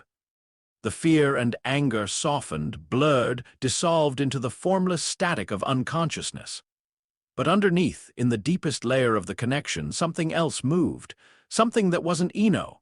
Cold, patient, aware, the seal, it knew he was there. He could feel it probing the bond, testing the connection, trying to understand what had changed. It was intelligent, not sentient, not exactly, but adaptive. A predator's intelligence, all instinct and response. Naruto pushed back. Not hard, he didn't want to wake Ino, but firmly. A wall of golden chakra, warm and immovable, settling across the bond like a shield. You don't get her, he thought at it. Not tonight. Not ever. The probing stopped. The cold presence retreated, sulking behind its wall, and Ino's sleep smoothed into something deeper and more peaceful. Naruto stared at the ceiling and did not sleep. Morning came gray and overcast, a low ceiling of clouds threatening rain. Ino was up before dawn. Naruto heard her in the kitchen, the click of a kettle, the quiet efficiency of a morning routine performed by muscle memory. When she emerged, she was in full uniform, hair perfect, expression composed. The only sign of the night before was a slight darkness under her eyes that her makeup almost hid. She set a cup of coffee in front of him. I don't have ramen. Coffee's fine. She sat across from him at the small kitchen table. Through the bond, he felt her controlled, focused, ready. The fear was still there, walled off but present, like a sound heard through glass. I thought about it all night, she said. While I was well, the parts where I was actually sleeping.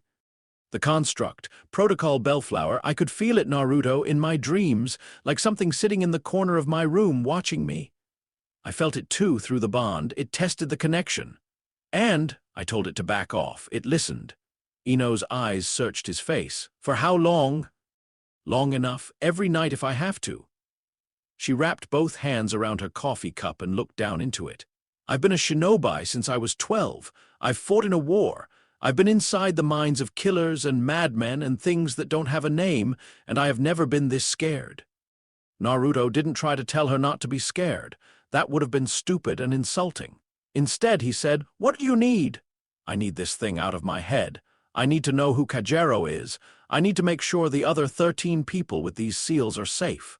And I need... She stopped, recalibrated. I need you to keep doing what you did last night, with the bond, holding the line while I sleep. Done.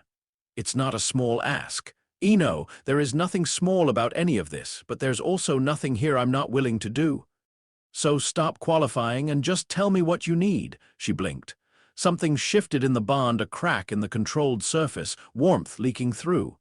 You're really not what I expected. What did you expect? The loud idiot from the academy who ate paste and failed every test. I never ate paste. Kiba told me you ate paste.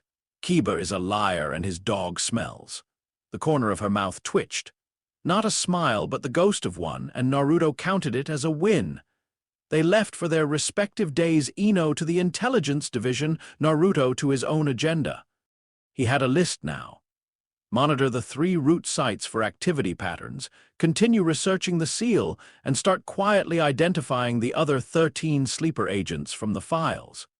He went to his apartment first and unsealed the storage scroll with the 14 KS containers. Laid them out on his kitchen table, opened each one, and studied the photographs. 14 faces. 14 people. He recognized Ino's. He recognized 2 Chunin from the mission office, a man named Renji and a woman named Ai. The rest were strangers, but each file included basic biographical data: name, age, specialization, current assignment. They ranged from genin to special jonin. Some were civilians now retired from active duty. One was a teacher at the academy, a teacher, working with children. With a kill switch in their head, Naruto closed that file very carefully and set it aside. He spent the morning cross referencing the files with public records, building a picture of each sleeper agent's life. Most of them had been treated as children like Ino. Most of their parents were dead: war, missions, natural causes. A few had living family, which complicated things enormously. By noon, he had a map of his own, pinned to his wall with notes and string like a conspiracy board in a bad detective novel. Kurama made a sarcastic comment about the aesthetic. Naruto ignored him, a knock at his door. Not Ino, the bond told him she was still across the village. Not Sakura, he'd recognize her chakra. This signature was familiar, but in a different way. Calm, controlled, and undercut with the particular flatness of he opened the door. Sai stood in the hallway, his pale face expressionless, his fake smile nowhere in evidence. He was holding a plain folder. Naruto, Sai said, we need to talk. Naruto blocked the doorway. About what? About the root sites you've been investigating. You weren't as discreet as you think. Sai's dark eyes were steady. I've been watching them for months. The silence stretched. Naruto read Sai's body language, no hostility, no deception that he could detect. Just the flat, honest stillness of a man who'd had his emotions surgically removed and was slowly growing them back. Come in, Naruto said. Sai entered and immediately noticed the conspiracy board on the wall. He studied it for a moment, then turned back to Naruto. You found the archive site first, then the communications hub, then the medical facility, and last night the command center under the monument. How do you know all that? Because I have my own board. Sai set the folder on the table. I was root, Naruto. I was in the program from age 6. When it was dissolved after the war, I reported everything I knew, every site, every operative, every protocol. Kakashi and Ibiki used my information to dismantle the network, but I always knew we didn't get everything. And you didn't tell anyone, I told Kakashi. 6 months ago. He assigned me to investigate quietly off the books, no official mission record. I've been mapping the remnant's infrastructure ever since. Sai's expression didn't change, but something in his voice did. I identified the sleeper program 3 months ago.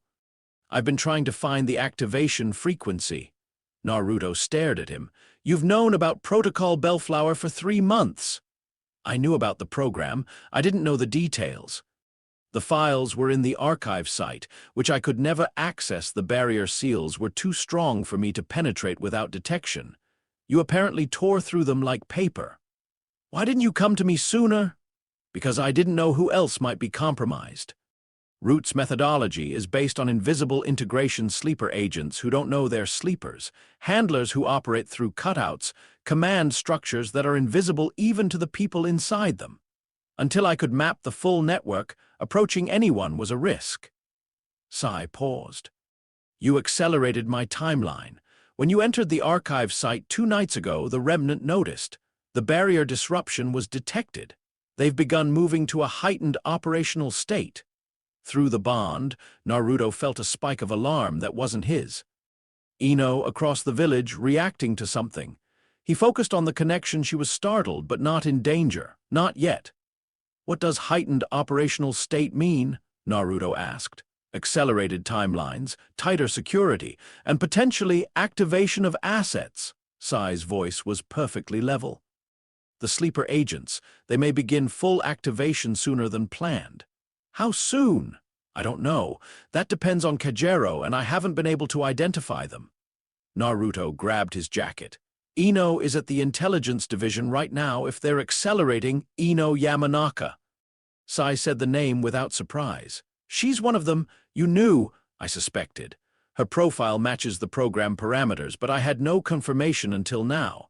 He looked at Naruto. The bond between you, I can sense it. It's Yamanaka work old deep. She's anchored herself to you. Yeah. That was smart. A psychic anchor of that magnitude could resist activation. Sai tilted his head. You care about her. I care about all 14 of them. But yeah, I care about her. Sai nodded as if this was simply data to be catalogued. Then we should work together. I have 6 months of network mapping. You have the archive files and the sleeper dossiers. Between us, and Sakura, and Ino. Between us, we have enough to begin dismantling the Remnant, but we need to move carefully. Kajero is intelligent, patient, and has access to resources we haven't fully mapped. If we tip our hand too early, they'll burn the network and disappear, and we'll never find the activation frequencies for the other 13 agents. Naruto's phone buzzed. A text from Ino. Something happened at work. Coming to you.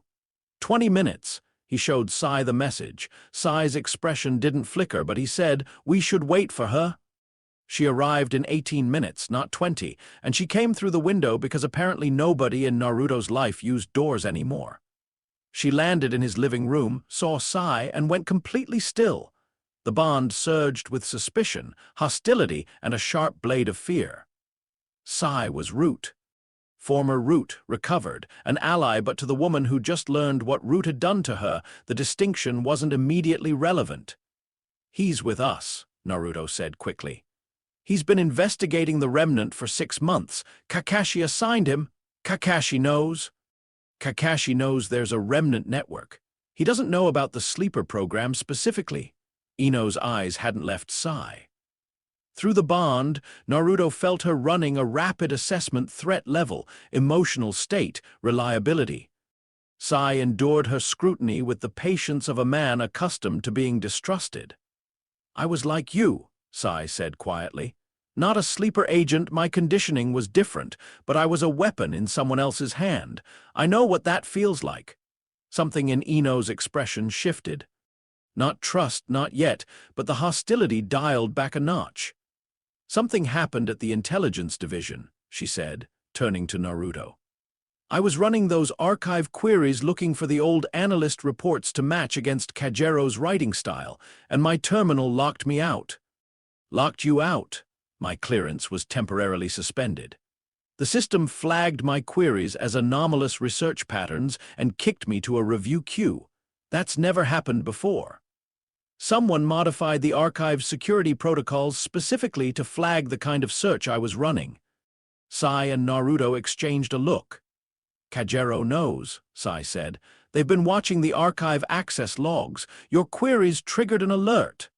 Which means Kajero has administrative access to the intelligence division systems, Ino said. That narrows the pool considerably. There are maybe 6 people with that level of access. Can you list them? Ino held up a hand. That's not the bad part. The bad part is what happened when I left the building. She rolled up her left sleeve. On the inside of her forearm, a pattern of thin red lines had appeared like a circuit diagram drawn in irritated skin. This started during the lockout. I felt the seal pulse, not a blackout, nothing that strong, but a ping. Like sonar, like something checked to see where I was. Naruto was beside her in 2 steps, his hand on her arm, his senses focused on the marks. Through the bond and his own chakra sensitivity, he could feel it a faint, cold resonance in the lines, alien and mechanical. "Tracking pulse," Sai said, leaning in. "I've seen this before in recovered root documents. It's a secondary function of the sleeper seal. When activated at low intensity, it causes a physical manifestation. The operators used it to locate assets in the field." "Someone just pinged me like a submarine," Eno said flatly. "They know you're investigating. The archive flag and the tracking pulse, it's a message. We see you." Sai's voice was clinical, but his eyes were hard. "Kajero is responding to the threat." Naruto's hand was still on Eno's arm. The red lines were fading, the skin returning to normal, but the cold resonance lingered underneath. He pushed warm chakra into the bond, not a lot, just enough to counter the seal's residual hum. "Then we're done being quiet," Naruto said. Both Eno and Sai looked at him. "We've been creeping around, gathering intel, trying not to be noticed, and they noticed anyway. So new plan. We hit the medical facility tonight, we shut it down, we take everything that's not nailed down and we burn the rest." "That will tell Kajero we're actively hostile," Sai said. "Kajero already knows. The difference is, right now they think they're dealing with someone cautious. Someone who can be intimidated by a tracking pulse and an access lockout. I want them to know they're dealing with me." The golden thread of the bond hummed, and Naruto felt Eno's fear settle into something harder, something that matched the steel in his voice. "He's right," she said. "We're past the point of subtlety. And that medical facility is where they maintain the seals. If we destroy it, Kajero loses the ability to do fine-tuned activations. It buys us time." Sai considered for precisely 3 seconds. "I have the patrol schedules for that area. There's a gap at 1:30 a.m. 17 minutes without coverage." "We need 6, Naruto said. 3 if he does the rock thing again," Eno muttered. "What rock thing?" Sai asked. "I'll show you later." They spent the rest of the afternoon planning. Sai's 6 months of intelligence work dovetailed with Naruto's brute force investigation, and Eno's analytical expertise, in ways that felt almost too clean. 3 different approaches to the same problem, suddenly combined. By evening, they had a tactical plan for the medical facility, a short list of possible Kajero candidates based on intelligence division access levels, and a preliminary strategy for identifying and protecting the other 13 sleeper agents. Sakura arrived at 8 with her medical kit and a bag of takeout, took one look at Sai sitting at Naruto's kitchen table with a conspiracy board behind him, and said, "Oh good, more people in on the secret, that always ends well." "Sakura," Naruto started, "I'm being sarcastic, catch me up." They caught her up. Sakura listened, ate, and took notes. When they got to the tracking pulse on Eno's arm, she examined the skin with her medical chakra and confirmed Sai's assessment. It was a locator function of the seal, low intensity but unmistakable. "The good news," Sakura said, "is that I've been building the medical protocol for the seal removal. Another 5 days and I'll be ready. The bad news is that 5 days might be too long if they're escalating." "We take the medical facility tonight," Naruto said. "That buys time." "Sakura, how much does destroying their maintenance equipment actually help?" "Significantly. If the seal needs periodic calibration and based on Inoichi's notes, it does, then removing that capability forces Kajero to either find a new facility or work with degrading control. The seal won't deactivate on its own, but the activation signal might become less reliable. Then we go. 1:30, Sai, Eno, and me on the raid. Sakura, you're our medical backup. Wait at Eno's apartment in case things go wrong. I want to come. And I want you alive and ready to perform brain surgery in 5 days. Your backup." Sakura glared at him, but she didn't argue. She knew he was right. They all knew he was right. At midnight, Naruto sat on Eno's balcony again while Eno and Sai reviewed the approach route one final time inside. The clouds had thickened, hiding the moon, and the village was darker than usual. Through the bond, he felt Eno's focus sharp, clear, directed. She'd shifted fully into operative mode, the intelligence professional taking point, the frightened woman locked away where she couldn't interfere. "You're taking her into a fight," Kurama said. "She's a shinobi, and it's her fight more than anyone's. The seal could activate under stress. Then I'll be right there to pull her back. You're spreading yourself thin, protecting her, fighting the enemy, destroying the facility." "I've fought guards, Kurama. I can handle a basement." The fox was silent for a moment. Then, "Just don't forget that the most dangerous enemies aren't always the strongest. They're the ones who think 3 moves ahead." At 1:15 they moved.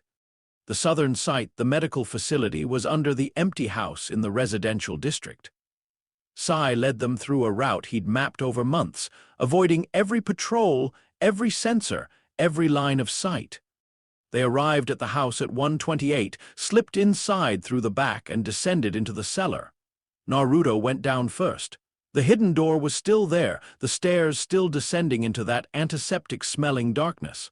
But something had changed. "Tripwire," Ino whispered. She was right behind him, her sensing active, her awareness spread like a net. "Chakra-based, tied to an alert seal, not an explosive. If we trigger it, someone gets notified." Naruto examined it. Thin, almost invisible, strung across the staircase at shin height. Knew this hadn't been here when he'd visited before. "They're expecting us," Sai said from behind Ino, no surprise in his voice, just confirmation. Naruto reached down, wrapped the tripwire in a shell of his own chakra and snuffed it out. The alert seal on the wall fizzled and died. "Not anymore." They continued down. The medical facility was as he remembered, small, cramped, the chair with its restraints, the monitoring equipment, the sealed containers. But there were additions. A fresh stack of files on the work table, a new set of instruments laid out as if for imminent use, and on the monitoring array, a series of readouts that were actively tracking something. Ino moved to the readouts while Naruto and Sai checked the rest of the room. She was quiet for 10 seconds, 15, and then she said, "These are my biometrics." Naruto turned. "They're monitoring me. In real time. Heart rate, chakra flow, neural activity, emotional state. This equipment is tuned to my specific frequency. They've been watching my brain from down here." The cold fury that rolled through the bond was mutual, half hers, half his, amplified by the connection until the air in the room felt heavy. "Take the files," Naruto said. "Take the instruments. Take anything that can tell us more about the seal or the network, and then we destroy the rest." They worked fast. Ino grabbed files and instruments, sealing them into scrolls. Sai copied the monitoring array's data with a technique Naruto didn't recognize, some kind of ink-based information transfer that created a perfect duplicate of the readouts on a blank scroll. Naruto systematically destroyed the equipment not with fire or explosives, which would draw attention, but with precise applications of wind-natured chakra that shredded circuitry and shattered seal arrays at the molecular level. Quiet, thorough, irreversible, the chair he destroyed last. He looked at it for a moment, the restraints, the headrest, the monitoring seals, and then he put his hand on it and let Kurama's chakra surge. The metal glowed orange, then white, then collapsed into a lump of slag that hissed on the stone floor. "Let's go," he said. They were halfway up the stairs when Ino grabbed his arm. He felt it through the bond at the same instant, a presence above them. Not the patrols, not civilians. Something right above them, in the house, between them and the exit. A chakra signature that Ino's sensing read as powerful, controlled, and completely masked until this moment. Someone had been hiding. Waiting. And they just revealed themselves. The 3 of them emerged from the cellar into the darkened house and found a figure standing in the living room. Average height, average build, wearing civilian clothes and a plain face that could have belonged to anyone. Brown hair, brown eyes, forgettable features. The kind of person you'd pass on the street and never remember, but the chakra behind those forgettable features was anything but ordinary.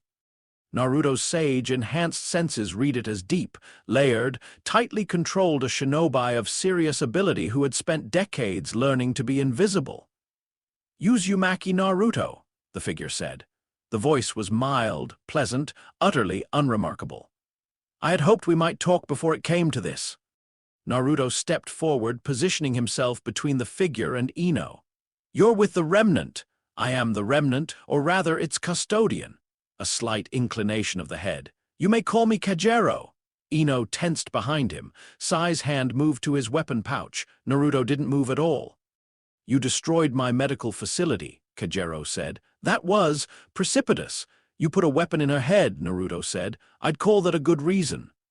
"Danzo put a weapon in her head. I simply inherited the infrastructure, as one inherits a house or a debt." Kajero's brown eyes moved to Ino. "Miss Yamanaka, I want you to know that I've never activated your seal. The pulses you've been experiencing are diagnostic maintenance checks, nothing more. I have no desire to deploy Protocol Bellflower. It's a crude tool, and I find crude tools distasteful." "Then remove it," Ino said. Her voice was ice. "I can't.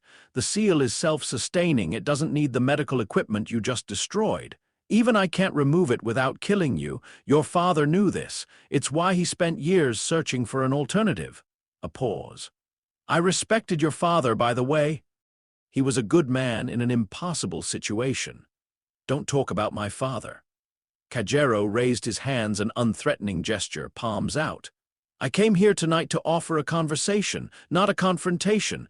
I know who you are. Uzumaki, I know what you can do. Fighting you would be pointless. I'm not here for violence." "Then what are you here for?" Naruto said, "to explain and to offer a deal." Kajero's mild eyes settled on Naruto. "The network I maintain, the sleeper agents, the infrastructure, the intelligence operation, it exists for one reason, to protect Konoha. Not to control it, not to stage a coup, not to pursue Danzo's megalomania. Danzo was a zealot. I am a pragmatist. The world is dangerous, the village's enemies are relentless, and sometimes protection requires tools that the Hokage cannot officially sanction. Tools like mind-controlled sleeper agents. Tools like deeply embedded intelligence assets with unique capabilities. I have never activated a single Protocol Bellflower agent for offensive purposes. Not once. The program exists as a deterrent, a last resort against existential threats." Chapter 3. "The shape of shadows a deterrent," Naruto repeated. Kajero stood perfectly still in the darkened living room, hands at his sides now, that forgettable face arranged in an expression of patient reasonableness. Like a teacher explaining something obvious to a slow student. Naruto had seen that expression on a lot of faces in his life, and he'd stopped being impressed by it around age 13. "Yes," Kajero said. "Consider the reality of Konoha's position. The Fourth War ended and the world celebrated peace. But peace is a surface beneath it. Old rivalries persist. Iwagakyo's military budget has increased by 30% in 2 years. Kumagakyo maintains a Jinchuriki program that—" "I'm going to stop you right there," Naruto said. The room went quiet. Not the comfortable quiet of a pause in conversation, but the heavy, pressurized quiet that came before something broke. Kurama stirred in Naruto's gut, not alarmed but interested, the way the fox got when violence became a near-term probability. Naruto took a step forward, just one step. But the floorboards under his feet groaned, and Kajero for the first time shifted his weight backward. An involuntary retreat, micro-expression, the body knowing what the mind hadn't admitted yet. "You can dress this up however you want," Naruto said. "Deterrent, pragmatism, protection. I've heard all of it before. Danzo said the same things. Orochimaru said the same things. Every person who's ever treated another human being like a tool has had a speech ready about why it was necessary." He let the last word land like a hammer. "You put a weapon in 14 people's heads without their consent. Some of them were children. Ino was 4 years old. I don't care what your reasons are. I don't care how reasonable you sound. You're done." Kajero's expression didn't change, but something behind his eyes recalculated. "And if I'm not willing to be done, then I'm standing right here." A beat. 2. Kajero's eyes flicked to Sai, who had positioned himself by the window with ink brush in hand, and to Ino, who stood at Naruto's left shoulder with killing intent radiating off her in waves so controlled they were almost invisible, but not to a censor. and Kagero's slight narrowing of the eyes confirmed he could feel it. "I see," Kagero said. "Then let me adjust my offer. Keep the files. Keep the dossier you stole from the command center. Investigate to your heart's content, but leave the sleeper agents in place. Not because I intend to use them, but because their removal, if handled improperly, will kill them.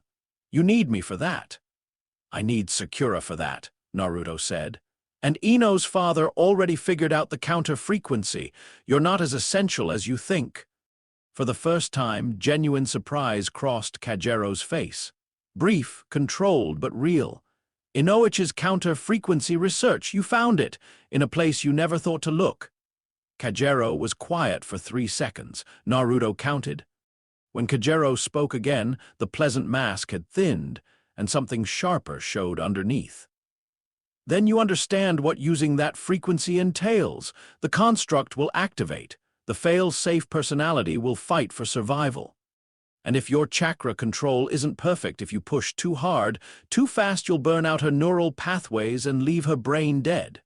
Through the bond, Naruto felt Ino flinch. A tiny seismic shock of fear, quickly buried. "You're trying to scare her," Naruto said. "I'm trying to inform you. I don't want Ino Yamanaka dead. She's the most talented Yamanaka of her generation. Her sensory range alone is worth. Ino's voice cut through the room like a scalpel. "I'm worth something. That's how you think about people, what they're worth, what they can do for you." Kagero turned those mild brown eyes on her. "How would you prefer I think about you?" "I'd prefer you didn't think about me at all. I'd prefer you hadn't spent 6 months sending diagnostic pulses into my brain. I'd prefer my father hadn't died still trying to undo what your predecessor did to me." She stepped forward past Naruto, and the bond sang with fury so clean and bright it was almost beautiful. "But since none of that is an option, here's what's going to happen. We're going to break the seal. All 14 of them. We're going to dismantle your network. And you're going to either help us do it willingly, or I'm going to walk into your mind and take everything I need." Kagero's expression didn't waver, but his chakra did a subtle disturbance, the kind of micro-fluctuation that a Yamanaka sensor could read like a book. He was afraid. Not of Naruto's raw power, he'd already made his peace with that. He was afraid of Ino, of what she could do inside his head. "You won't find what you're looking for in my mind," Kagero said. "I've been conditioned against Yamanaka intrusion since before you were born. I'm not the Yamanaka you were conditioned against." The standoff held for 5 heartbeats. Naruto watched Kagero's face and saw the calculation happening: odds, options, escape routes. The man was smart. Smart enough to know he was outmatched physically, smart enough to know that fighting in this room meant dying in this room. The question was whether he was smart enough to find another way out. He was. Kagero's body dissolved. Not a substitution, not a clone, not any technique Naruto recognized. The man simply came apart, his physical form breaking down into what looked like thousands of tiny insects that scattered in every direction, through cracks in the walls, under the door, through the gaps in the floorboards. In 2 seconds, the living room was empty. Size ink beasts lunged, catching dozens of the insects, crushing them, but each one that died simply dissolved into chakra smoke, and the rest escaped. Ino's sensing tracked the swarm as it dispersed into the night, spreading in too many directions to follow. "Bug clone," Sai said, staring at the space where Kagero had stood. "A Burame technique, modified." "He was never really here," Ino said. Her fists were clenched at her sides, the fury in the bond burning white-hot. "That was a proxy, a projection. He watched us through it and talked through it, but his real body was somewhere else the entire time." "I told you my theory," Sai said quietly, "about Kagero's identity, the Aburame connection." Naruto turned to him. "You have a theory. Based on 6 months of investigation, communication pattern analysis, and the technique we just witnessed." Sai's face was as expressionless as ever, but his eyes were intent. "Kagero's real name is Shin Aburame. Disgraced branch family member, officially listed as killed in action during a mission to the Land of Rivers 23 years ago. He was recruited into Root at age 14, one of Danzo's earliest acquisitions. His specialization was infiltration through insect proxies. "An aburame who can project through his bugs," Eno murmured. "That's why he's undetectable. He's never physically present at his operations. He runs everything through insect intermediaries." "His Kakachu aren't standard," Sai continued. Root's medical division modified them the same division that created Protocol Bellflower. Shin's insects can carry chakra signatures, transmit sensory data, and even form temporary humanoid constructs. He can be in multiple places simultaneously. He can observe without being observed. And he can disappear the moment he's threatened. "So we can't catch him," Naruto said. "Not through conventional means. His real body could be anywhere inside Konoha, outside in another country. As long as his insects are present, he can operate remotely." Naruto looked at Ino. Through the bond, her fury was settling into something colder and more productive. Her mind was working. "Not anywhere," Ino said slowly. "The insect proxy technique has range limitations. Even modified Kakachu can only carry a chakra signal so far before it degrades. Based on the signal clarity of the construct, we just saw the real-time responsiveness, the emotional micro-expressions.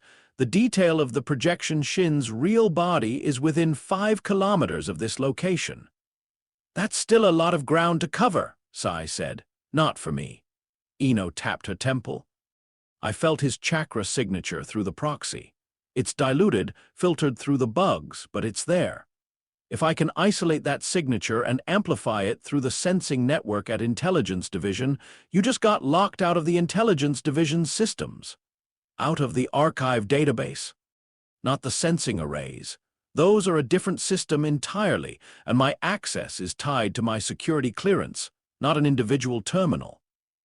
Kajero Shin would have to revoke my clearance entirely to block me, and that requires the Intelligence Director's authorization, which he can't do without revealing himself."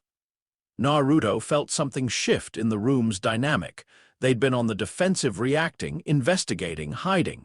But Ino's mind had clicked into a different gear, and the bond hummed with something that felt like the opposite of fear. Purpose. "We need to move fast," she said.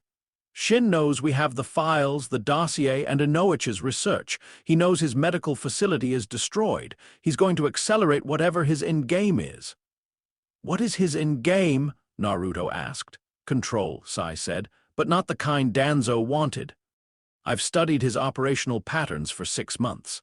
Danzo wanted to be Hokage. He wanted direct, visible power. Shin doesn't want to be seen at all. He wants to be the invisible hand that guides the village. The intelligence network, the sleeper agents, the embedded operatives, they're not an army. They're a steering mechanism. Shin wants to influence Konoha's decisions from the shadows, nudging policy, manipulating information flows, ensuring that the village moves in the direction he considers optimal." "And what direction is that?" "Militarization.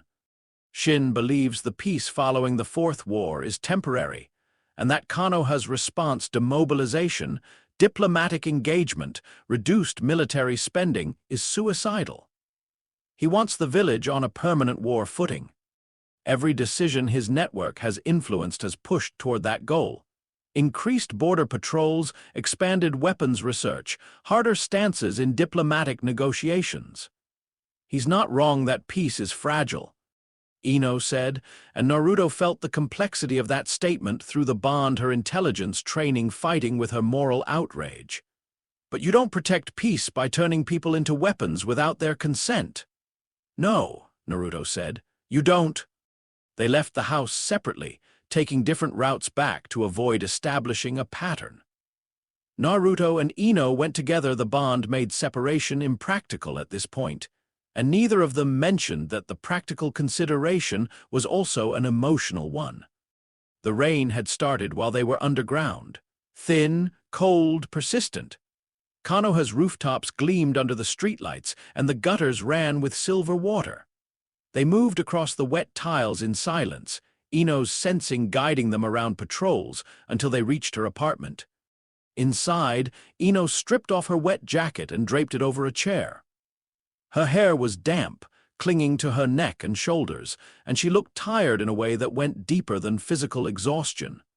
Through the bond, Naruto felt the weight of the night pressing down on her, the confrontation with Kajero, the violation of knowing she'd been monitored, the frustration of watching the enemy dissolve into bugs. "He was afraid of me," she said. Naruto was in the kitchen, making tea because it was the only useful thing he could do with his hands right now. "Yeah, he was. Good." She sat on the couch and pulled her knees up. "He should be. If I can isolate his signature, I can reach him. No matter how many bugs he hides behind, the mind behind them is still human, still vulnerable. We'll get him. Naruto." She waited until he brought the tea over and sat across from her. The things he said, about the counter-frequency being dangerous, about the construct fighting back. He wasn't lying about that, I know. If we do this wrong, if you push too hard, or the timing is off, I could end up worse than I am now, brain dead, or permanently trapped inside my own head while the construct walks around wearing my face. That's not going to happen. You can't promise that. I can promise that I'm going to be right there with you, inside your mind, holding the line. And Sakura will be handling the medical side from outside, and your father already mapped the entire seal architecture and calculated the exact frequency we need. We're not guessing, Ino. We have the blueprint. She stared into her tea. Through the bond, he felt her turning it over the fear, the risk, the odds. The Yamanaka mind processing variables the way it had been trained to, running scenarios, calculating probabilities. And underneath all of it, the stubborn, furious core of her that refused to live with a weapon in her head for 1 day longer than necessary. 5 days, she said. Sakura said she needs 5 days to finish the medical protocol. Then we use those 5 days. We identify and warn the other sleeper agents.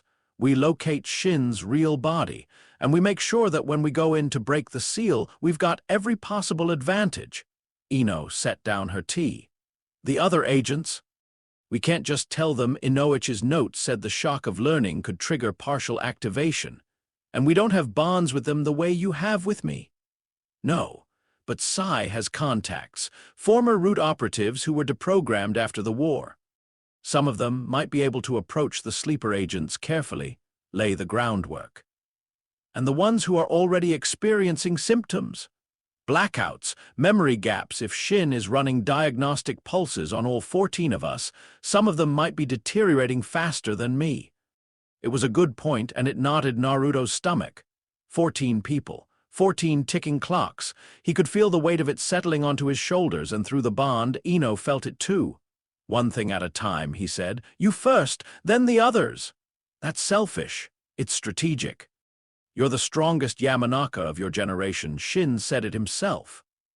Once your seal is broken, you become our most powerful asset for helping the others. Your mind techniques, your sensing, your ability to enter someone's psyche and work from the inside, we need all of that at full capacity. Ino was quiet. Through the bond, he felt her resistance to the logic, the part of her that didn't want to be prioritized, that felt guilty for being first. But the analyst in her couldn't argue with the reasoning. "Fine," she said, "but the moment my seal is broken, we move on the others. No delays." "Deal." The rain intensified outside, drumming on the balcony. Naruto settled onto the couch, his couch. He was starting to think of it as an Ino retreated to her bedroom. Through the bond, he felt her lie down, felt the slow process of her mind releasing its grip on consciousness. The seal stirred in the depths, that cold presence probing at the edges, and Naruto pushed back with warm golden chakra, holding the line as he'd promised. She slept. He kept watch. "The Aburame," Kurama said. "He's more dangerous than he appeared. I know. Not because of his combat ability. Because of his patience. He let you destroy his medical facility. He let you steal his files. He revealed himself voluntarily. All of that was calculated.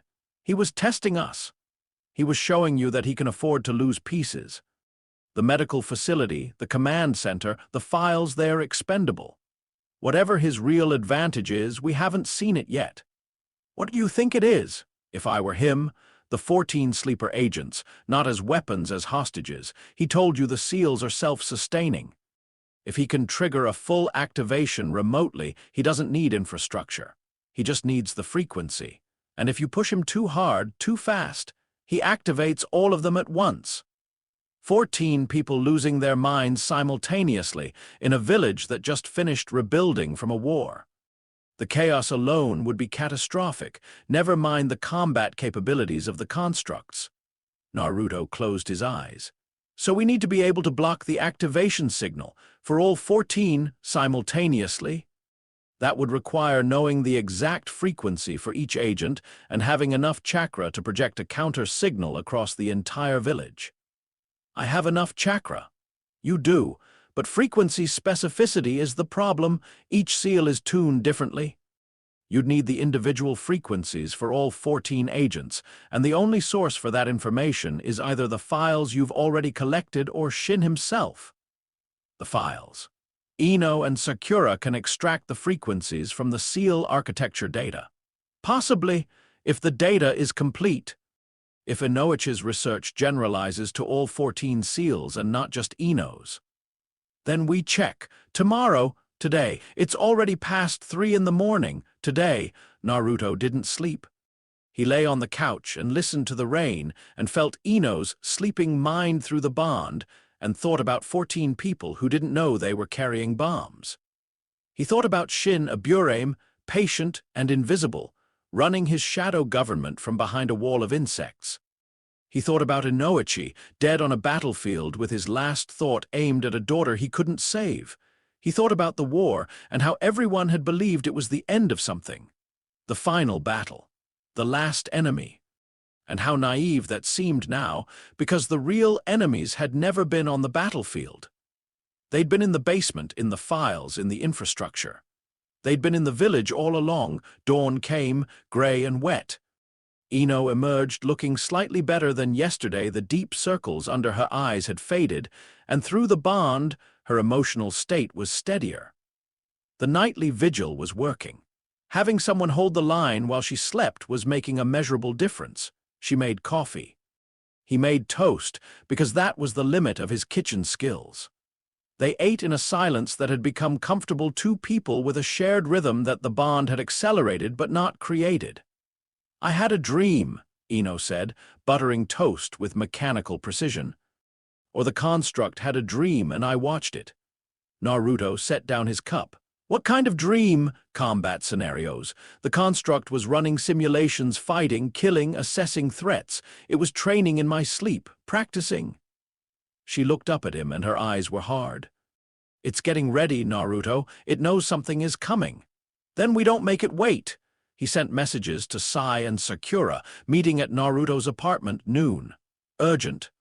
Then he took the 14 files and spread them across his kitchen table, beginning the painstaking work of extracting seal frequency data from each one. Ino joined him, and her expertise made the process faster.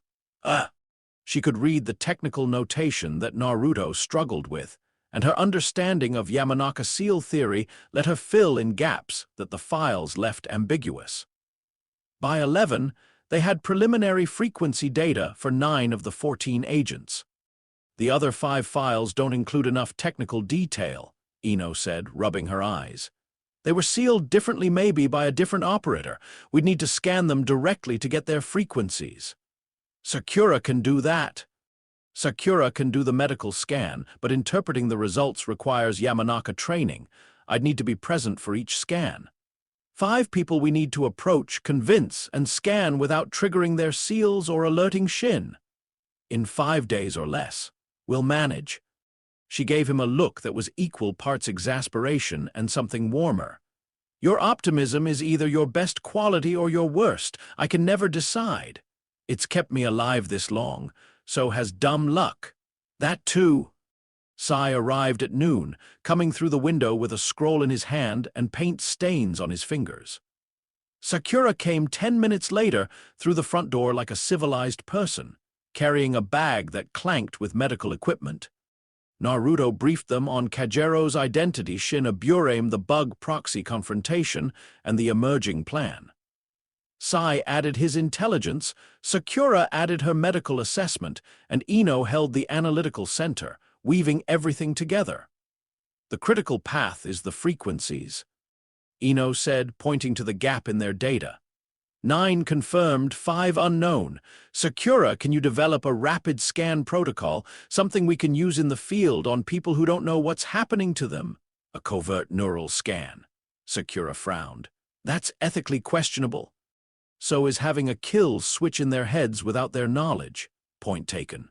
Yes, I can do it. Physical contact required a handshake would be enough if I prepped the diagnostic chakra in advance, but I'd only get raw data. Ino would need to interpret it later. That works. Sai, the 5 agents we can't scan from the files, do you know any of them? Do you have a way to get Sakura close enough for a handshake? Sai studied the 5 photographs. 2 of them. This one, he pointed to a thin-faced woman with short dark hair, is Yua. She was in my route intake group. She works in the Konoha archives now, civilian cover. And this one, a broad-shouldered man with a scar across his nose, is Daichai.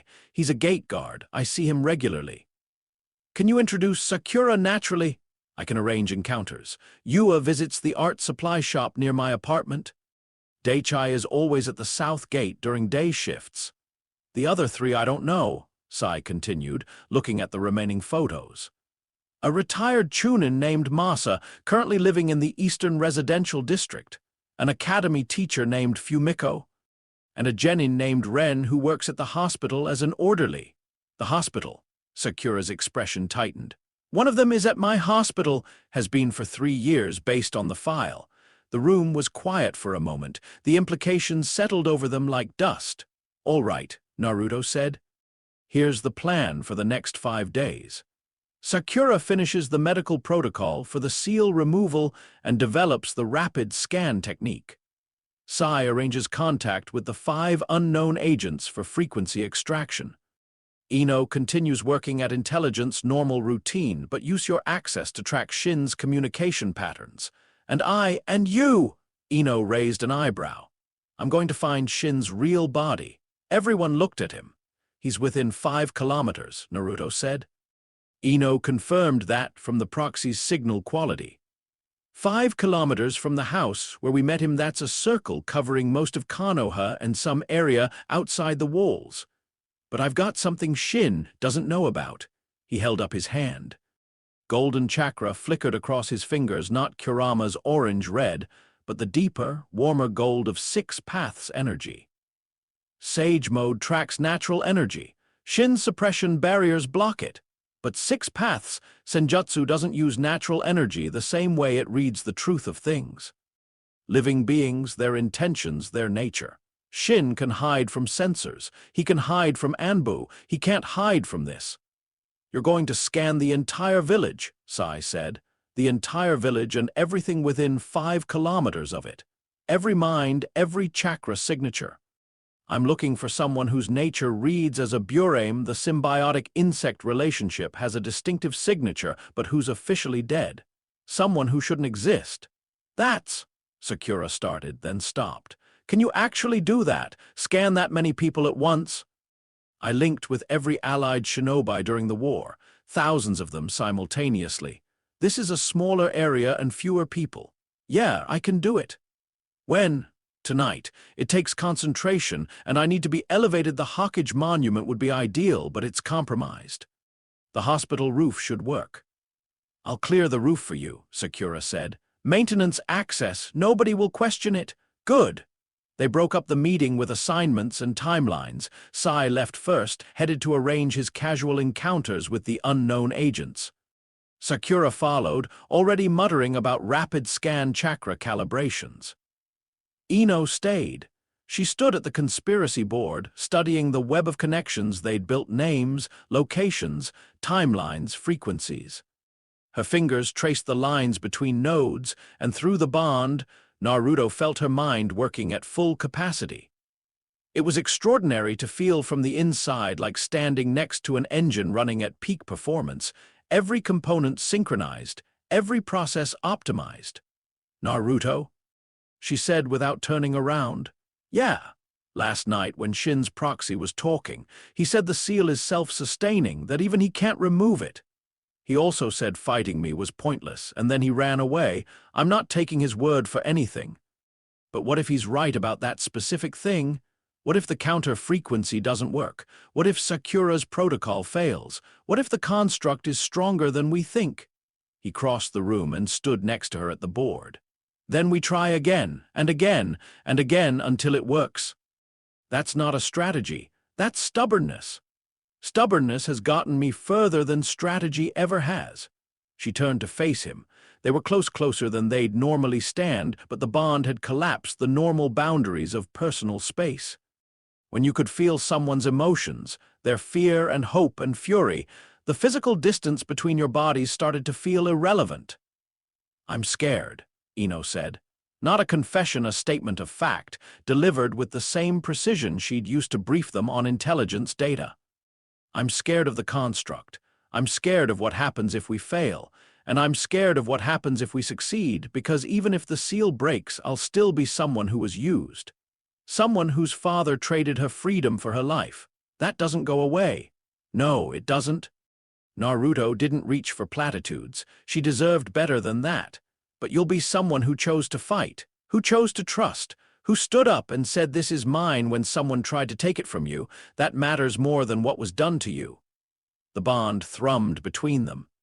Ino's emotional landscape shifted. The fear didn't disappear, but something grew up around it, something strong and green and stubborn, like a flower pushing through concrete. "You really believe that?" she said. "I've lived it." She reached out and put her hand on his chest over his heart. Not a romantic gesture, or maybe it was, at the edges, but something more fundamental. She was feeling the bond from his side, touching the place where the golden thread anchored to him. "You're warm," she said. "All the time, even your chakra, it's like you're burning from the inside." "Kurama runs hot." "It's not just Kurama," she dropped her hand. "Okay, 5 days, let's not waste them." The afternoon was productive in ways that didn't look dramatic from the outside. Naruto spent 3 hours at the training ground, not fighting but meditating, preparing his senses for the massive scan he'd attempt that night. Extending 6 paths perception across an entire village wasn't about power. It was about finesse.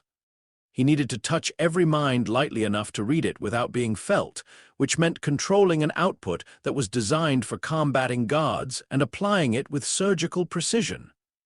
"You'll need my help," Kurama said.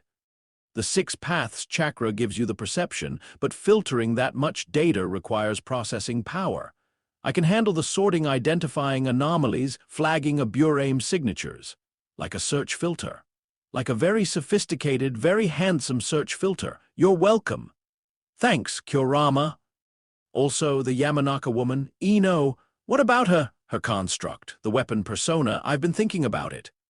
"And it was built by humans. Modified Yamanaka techniques, seal work, conditioning. It's sophisticated, but it's artificial. It doesn't have what she has: a lifetime of real experiences, real relationships, real emotions. When the time comes and it fights for control, that's its weakness. It can simulate a mind, but it can't match one. You think she'll win?" "I think she has something to fight for. The construct doesn't." "That matters." Naruto filed that away. It was the kind of insight that Kurama would never admit to having if anyone else could hear. At 6 in the evening, Ino reached him through the bond. Not a message, they hadn't figured out how to send words through the connection, but an emotional pulse. Urgency, controlled fear, a sharp need for his attention. Something was happening. He was across the village in under a minute, landing on the roof of the Intelligence Division building just as Ino emerged from the stairwell. Her face was composed, but the bond told the real story. She was rattled. "Another blackout," she said. 15 minutes this time. I was at my desk, reviewing communication intercepts, and then I was standing in the records room 3 floors down with no memory of how I got there." "What's in the records room?" "Nothing relevant to our investigation." "That's what's strange." I checked what I was standing near. It was a filing cabinet containing old diplomatic correspondence with Sunagakure. Nothing classified, nothing sensitive. "What were you holding?" Ino blinked. "What? When you came back, when you realized you'd blacked out?" "What was in your hands?" She looked down at her right hand. It was empty now, but she frowned, concentrating. A file folder. I set it back when I realized where I was. I didn't, she stopped. I didn't look at what was inside. The construct was looking for something. Ino's eyes widened. Through the bond, Naruto felt the implication hit her like cold water. It wasn't a random activation. The construct is acting with purpose during the blackouts. It's searching for something. Shin is using you. Small activations, short durations, just enough for the construct to accomplish a task, not enough for you to notice anything more than a gap in your memory. But I did notice, the blackouts have been getting more obvious. Because Shin is getting desperate, he's accelerating. He needs whatever the construct is looking for, and he's willing to risk you noticing. Ino's composure cracked, just slightly. He's been using me, walking my body around like a puppet, looking through my eyes, reading files through my hands. The killing intent that poured off Naruto was sudden and vast and utterly uncontrolled. The air on the rooftop pressure shifted. Ino actually took a step back, not from fear of him, but from the sheer physical weight of it, like standing in a gale. He pulled it back, breathed. The golden thread of the bond steadied him, Ino's hand on his arm, her chakra touching his through the connection, a grounding point. "Sorry," he said. "Don't apologize for being angry on my behalf. Just aim it at the right person." "I intend to." They went back to her apartment. Naruto sent a message to Sai. Shin is using Ino's blackouts to access intelligence division records. The construct is searching for something specific. Find out what's in the Suna diplomatic correspondence files. Sai's reply came 30 minutes later. Suna diplomatic files contain records of joint operations, intelligence sharing agreements, and personnel exchanges between Konoha and Sunagakuya. Most are routine. One subsection deals with the Kazekage recovery mission, Gaara's extraction by Akatsuki. Detailed after-action reports including sensor data, chakra frequency analysis, and Jinchuriki extraction methodology. Naruto read the message and felt something click in his mind. Jinchuriki extraction methodology, he said. Ino looked up from the seal frequency data she'd been reviewing. What about it? The reports from Gaara's rescue. They include detailed analysis of how Akatsuki extracted the one tail, the chakra frequencies involved, the seal interactions, the methodology. It's all in the Suna diplomatic files because we shared the after-action intelligence as part of our alliance. Why would Shin want that? Because the process of extracting a biju from a Jinchuriki and the process of activating a mental architecture seal have something in common. They both involve overriding the host's chakra signature with an external frequency. Ino set down her papers. He's trying to improve the activation process or develop a mass activation method. The current system requires individual frequency tuning for each agent. But if he could adapt the biju extraction methodology, a technique designed to overwhelm and override any seal, he might be able to activate all 14 agents simultaneously with a single signal. The room went cold. Through the bond, they felt each other's understanding land simultaneously. Shin wasn't just maintaining the sleeper network, he was upgrading it. That's his endgame, Ino said. Not individual activations, a single switch that turns all 14 of us at once. That's why he's been patient, why he's been building infrastructure, why he didn't use the agents before now. He was waiting until he had the capability for simultaneous deployment. And he's close. If the Suna files have what he needs, then we don't have 5 days. We have however long it takes Shin to process that data and build the mass activation signal. Ino stood up. I need to go back to intelligence. I need to find out exactly which files the construct accessed during my blackouts. All of them, not just today's. Ino, if Shin is monitoring your access, then let him monitor. He already knows we're onto him, and right now knowing what he knows is more important than hiding.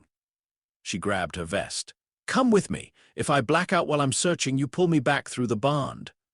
They went together, across the rooftops in the fading light, moving fast. The intelligence division was still staffed, the night shift was coming on, and the building hummed with activity. Ino badged them through the front entrance, nodding to the guards with the practiced ease of someone who belonged there. Naruto stayed close, his senses wide, tracking every chakra signature in the building. Nobody pinged as hostile. Nobody pinged as a Burame. If Shin had insects embedded in the building, and he almost certainly did, they were too small or too dispersed for even Naruto's senses to detect individually. Ino led him to a records terminal in a quiet corner of the third floor. She sat down, cracked her knuckles, and began typing with the speed of someone who'd spent years navigating this system. Access logs, file checkout records, surveillance timestamps. She pulled data from a dozen different sources, cross-referencing dates and times with her blackout episodes. "Here," she said, 10 minutes in. Her finger tapped the screen. 3 weeks ago.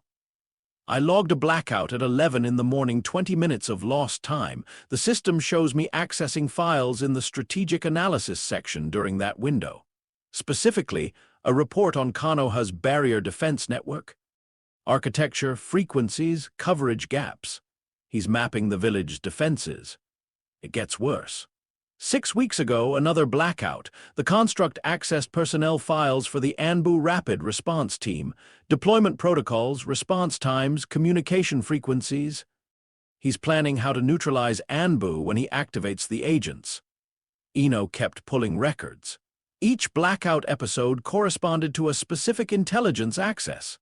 Barrier networks, Anbu deployment, hospital emergency protocols, Hawkage security detail rotations. Shin had been using Ino's clearance and the construct's control to systematically map every defensive system in Konoha. He's planning an operation, Ino said. Not just activating the sleeper agents, a full operation. Agents activated, Anbu neutralized, barriers disrupted, hospital response delayed. He's going to hit the village from the inside, and he's been using me to plan it. Naruto stood behind her, one hand on the back of her chair, and stared at the screen. The scope of it was breathtaking. Months of careful, patient preparation, all conducted through the eyes and hands of an unwitting puppet. "How much has he gotten?" Naruto asked. "Almost everything. The only major gap is the Hawkage personal security detail. Their protocols are stored in a separate system that requires the Hawkage's own authorization to access. Everything else, barriers, Anbu, hospital, civilian evacuation routes, he's got it all. Then he doesn't need you anymore." The words hung in the air. Ino turned in her chair and looked up at him, and through the bond, he felt her arrive at the same conclusion. The next time Shin activated the construct, it wouldn't be a 15-minute blackout for information gathering. It would be the real thing. "We need to move the timeline up," Naruto said. "The scan tonight I'll find Shin's real body. Tomorrow we break the seal." Sakura said she needs 5 days. Sakura said she'd like 5 days. I'm going to ask her how much she actually needs. "And the other 13 agents," we warn them, "tonight, after the scan. Sai and I will make contact, explain the situation as carefully as we can, and pray that Inoichi's concern about shock-triggered activation was overcautious. And if it wasn't, if telling them triggers partial activations, then I hold the line, for all of them. You can't anchor 14 people simultaneously. The bond between us took a Yamanaka oath. I don't need oaths. I just need chakra, and I've got more of that than anyone on the planet. Kurama and I can project stabilizing frequencies to all 14 agents simultaneously. It won't be as strong as our bond, but it'll be enough to suppress partial activations until Sakura can work on them." Ino stared at him. "You've thought about this?" "Kurama and I have been running the numbers." "I've been running the numbers," Kurama corrected. "You've been brooding?" "Same thing," Naruto muttered. Ino heard only his side, but her mouth twitched. Then the almost smile faded and she stood, squaring her shoulders. "Then tonight, everything at once. Scan, identify, contact, prepare." She looked at him with eyes that held no illusions but hadn't given up either. "Naruto, when we go into my mind tomorrow, when the construct activates, I need you to promise me something." "Name it. If I lose, if the construct takes me and you can't pull me back, don't let it walk out of there wearing my face." The bond between them rang like a struck bell, her fear, his refusal, both hitting the same note. "You're not going to lose," he said. "Promise me anyway." He held her gaze. "I promise that I will go into your mind and I will fight beside you and I will not leave until the real you walks out. That's my promise. The other scenario doesn't exist." Ino's breath shuddered once, then steadied. "You're impossible." Frequently. They left the intelligence division together, stepping out into the night. The rain had stopped and the clouds were breaking apart, revealing patches of stars. Konoha's lights glittered below them as they climbed to the hospital roof where Sakura had arranged access. The roof was flat, wide, and high enough to give a clear line of sight in every direction. Naruto sat cross-legged in the center while Ino took position at the edge, her sensing active, watching for threats. "Ready," Naruto said. "Ready." He closed his eyes, breathed in. Let the Six Paths chakra rise from the deepest part of him, not Kurama's power, though the fox lent his processing capacity freely. This was the gift of the sage of Six Paths himself, the ability to perceive the truth of living things.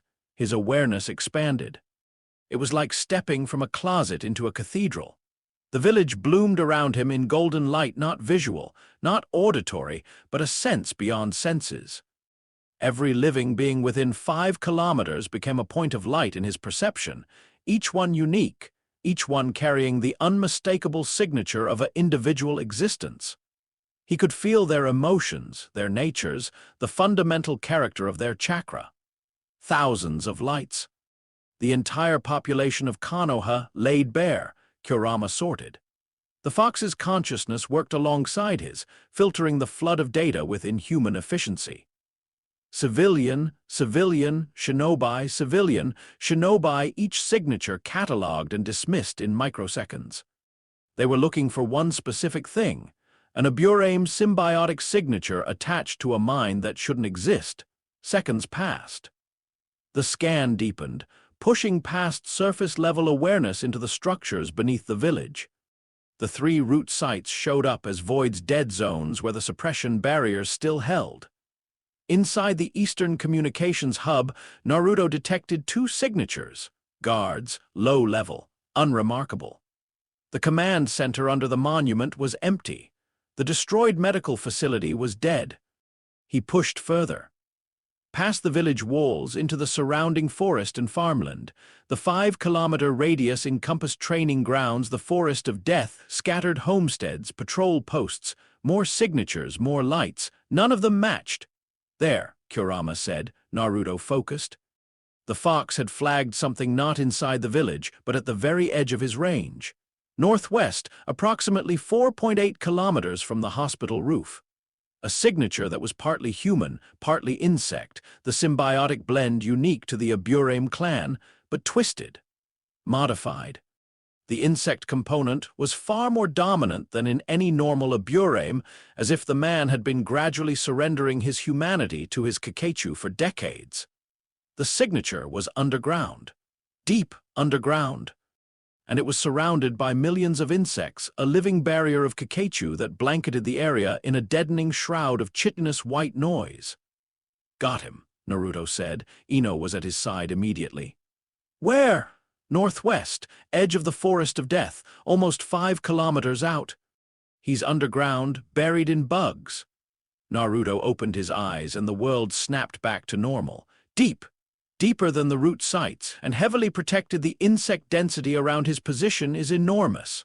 "The forest of death," Ino frowned. "There are old bunkers in the forest from the Second War. Concrete reinforced, deep underground, designed to survive direct hits. Most of them were sealed after the war, but if Shin found one and repurposed it, that's his nest. His real body, surrounded by millions of Kakechu, in a fortified bunker underground at the edge of a restricted forest." Naruto stood, rolling his shoulders, letting the residual energy from the scan dissipate. "I can reach him." "Not tonight. We need the full team and we need to deal with my seal first. If Shin senses you coming and triggers a mass activation before we're ready, I know. Tomorrow. Your seal first, then we hit Shin." "And the other 13 agents?" Sighs making contact tonight. We prep them as best we can, Ino nodded. Through the bond, Naruto felt the complex emotional, whether inside her fear and resolve and impatience and grief and something else. Something she kept tucked away where even the bond could barely reach it. Something that flickered warm when she looked at him. Tomorrow, she said. Tomorrow? They stood on the hospital roof, the broken clouds drifting overhead, the village glowing beneath them. Somewhere in the forest of death, Shin Aburame sat in his bunker and planned his war. Somewhere in the intelligence division, files full of stolen secrets waited to be used. Somewhere in 14 sleeping minds, constructs stirred and sharpened and prepared. And on a rooftop at the center of it all, two shinobi looked at each other across a bond that hummed like a living wire, and neither of them looked away. Chapter 4. What the dead left behind. Sakura said she needed 5 days. Naruto gave her 12 hours to her credit. She didn't argue. She listened to the intelligence about Shin's mass activation plan, looked at the data Ino had pulled from the intelligence division's access logs, and went quiet for about 30 seconds. Then she said, "My apartment, 6 in the morning. Bring blankets, it's going to be a long procedure and she'll need to be comfortable." It was 4 a.m. now, 2 hours. Naruto and Ino walked back to her apartment through empty streets, the pre-dawn air cold enough to see their breath. Neither of them spoke for the first 10 minutes. The bond carried everything that needed saying: anxiety, determination, the electric undercurrent of something approaching a point of no return. "I should eat," Ino said eventually. "Sakura will say I need to eat. My blood sugar needs to be stable for a deep psyche procedure. I'll cook." "You can cook. I can make eggs and rice. And things that go on rice. Haute cuisine. Take it or leave it." They went to her apartment. Naruto commandeered the kitchen and made a surprisingly competent breakfast: scrambled eggs, rice, miso soup from a packet, sliced tomatoes. Ino ate mechanically, fueling the machine rather than enjoying the meal, her eyes distant. Through the bond, she felt like someone standing on the edge of a diving board, looking down. "Tell me what it'll be like," she said. "Inside my mind, what should I expect? I've only done it from the other side. When people have come into my mindscape, it looked like the sealed chamber, Kurama's cage, the water, the pipes. The landscape reflects the host's psyche. My mind isn't a sewer. I'd be worried if it was. It'll be," she paused, chopsticks halfway to her mouth. "The Yamanaka mindscape is structured differently from most people's. We're taught from childhood to organize our psyche into a coherent mental architecture. Mine looks like a building. My father helped me design it when I was young. Rooms for different functions: memory storage, analytical processing, emotional regulation, sensory integration. Each room has a specific purpose and a specific location. And the seal behind a wall I always thought was structural, a wall I never questioned because it felt like mine." Bitterness crept into her voice. "The construct protocol Bellflower will be behind that wall, in a room I never built, with an architecture designed by someone who wanted to replace me. When I come in through the bond, where will I arrive? The central hall. It's the core of my mindscape, the place where all the rooms connect. My father called it the garden, a ghost of a smile. He was a Yamanaka. Everything was flowers." Naruto finished his soup. "When the counter frequency hits and the construct activates, what happens? Based on my father's notes, the wall comes down. The construct emerges into the main architecture. It'll try to take control of the central processing functions, essentially pushing my consciousness out of the driver's seat and into the same kind of cage it was kept in. A hostile takeover of my own mind. And we stop it. We stop it. You hold the line with raw chakra while I fight it on the psychic level. Sakura manages the medical side from outside, healing neural damage, keeping my brain alive while the seal collapses. How do you fight it? What does combat look like inside a mindscape?" Ino set down her chopsticks and looked at him directly. "Will. It comes down to will. The construct has technique. It was designed with combat protocols, tactical programming, everything Root could build into a weapon. But technique without identity is hollow. It doesn't know who it is. It doesn't want anything except to execute its programming. I have 20 years of being me. Every memory, every relationship, every choice I've ever made. That's my weapon. Then use it. I intend to. She stood, cleared the dishes with brisk efficiency, and then stood at the sink for a moment with her back to him.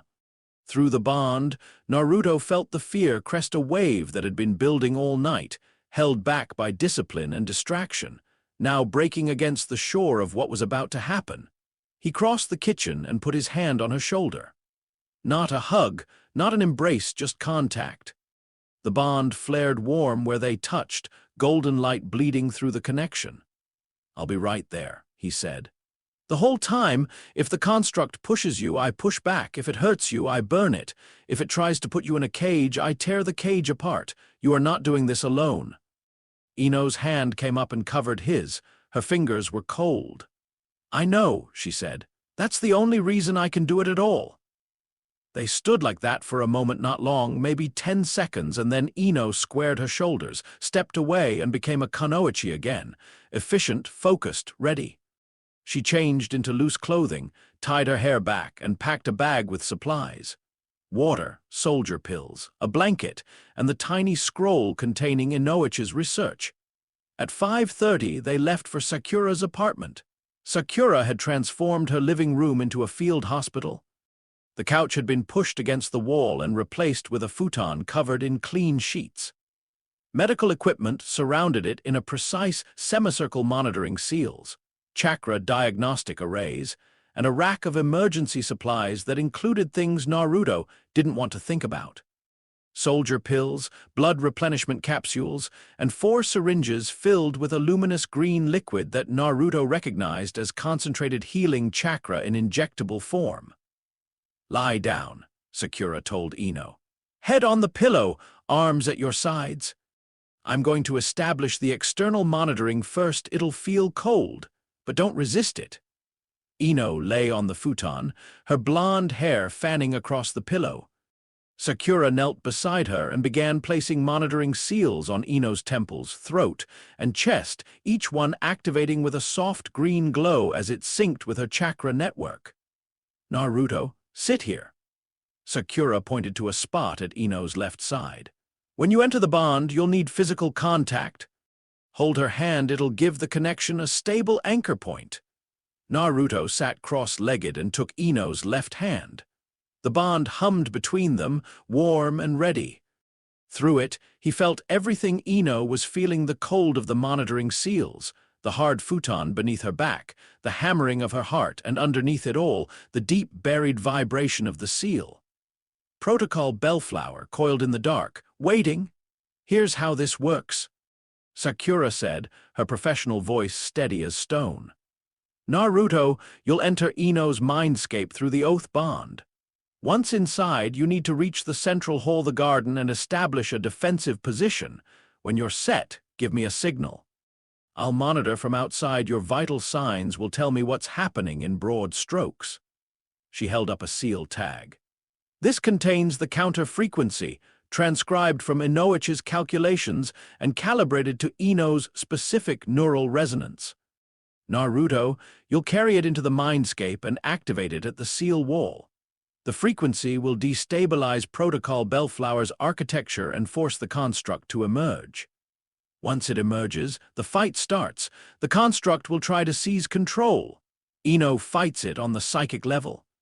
Naruto, you provide raw chakra. Think of yourself as a generator.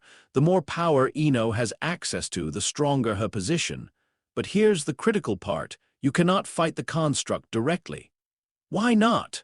"Because inside Ino's mind, your chakra is foreign matter. If you attack the construct aggressively, you'll damage the surrounding neural architecture. You'd be doing the construct's job for it. You can shield, you can amplify, you can anchor, but the actual combat has to be Ino's."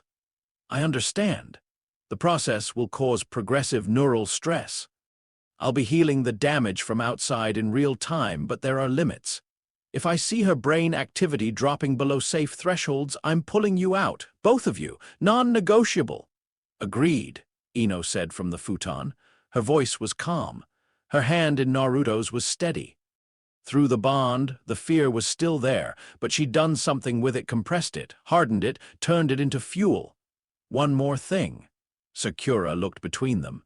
The counter-frequency takes time to fully collapse the seal architecture. Based on Inoichi's calculations, we're looking at approximately 20 minutes of sustained output. 20 minutes inside Ino's mind with the construct active and fighting. That's a long time. We'll manage, Naruto said. I know you will. Sakura's professional mask slipped for just a second, and underneath was the face of a woman who loved both people in front of her and was terrified of what might happen next. Then the mask returned. Let's begin.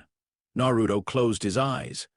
He focused on the bond, the golden thread connecting his consciousness to Ino's, running between their clasped hands like a wire made of light. He gathered his chakra, not the explosive combat reserves, but the deeper, steadier current that flowed from his connection to the six paths. Warm, bright, unbreakable, he followed the thread. The transition was instant. One moment he was sitting in Sakura's living room, the next he was somewhere else entirely. The physical world fell away like a curtain dropping, and he stood in a space that was unmistakably Ino, the garden. It was beautiful.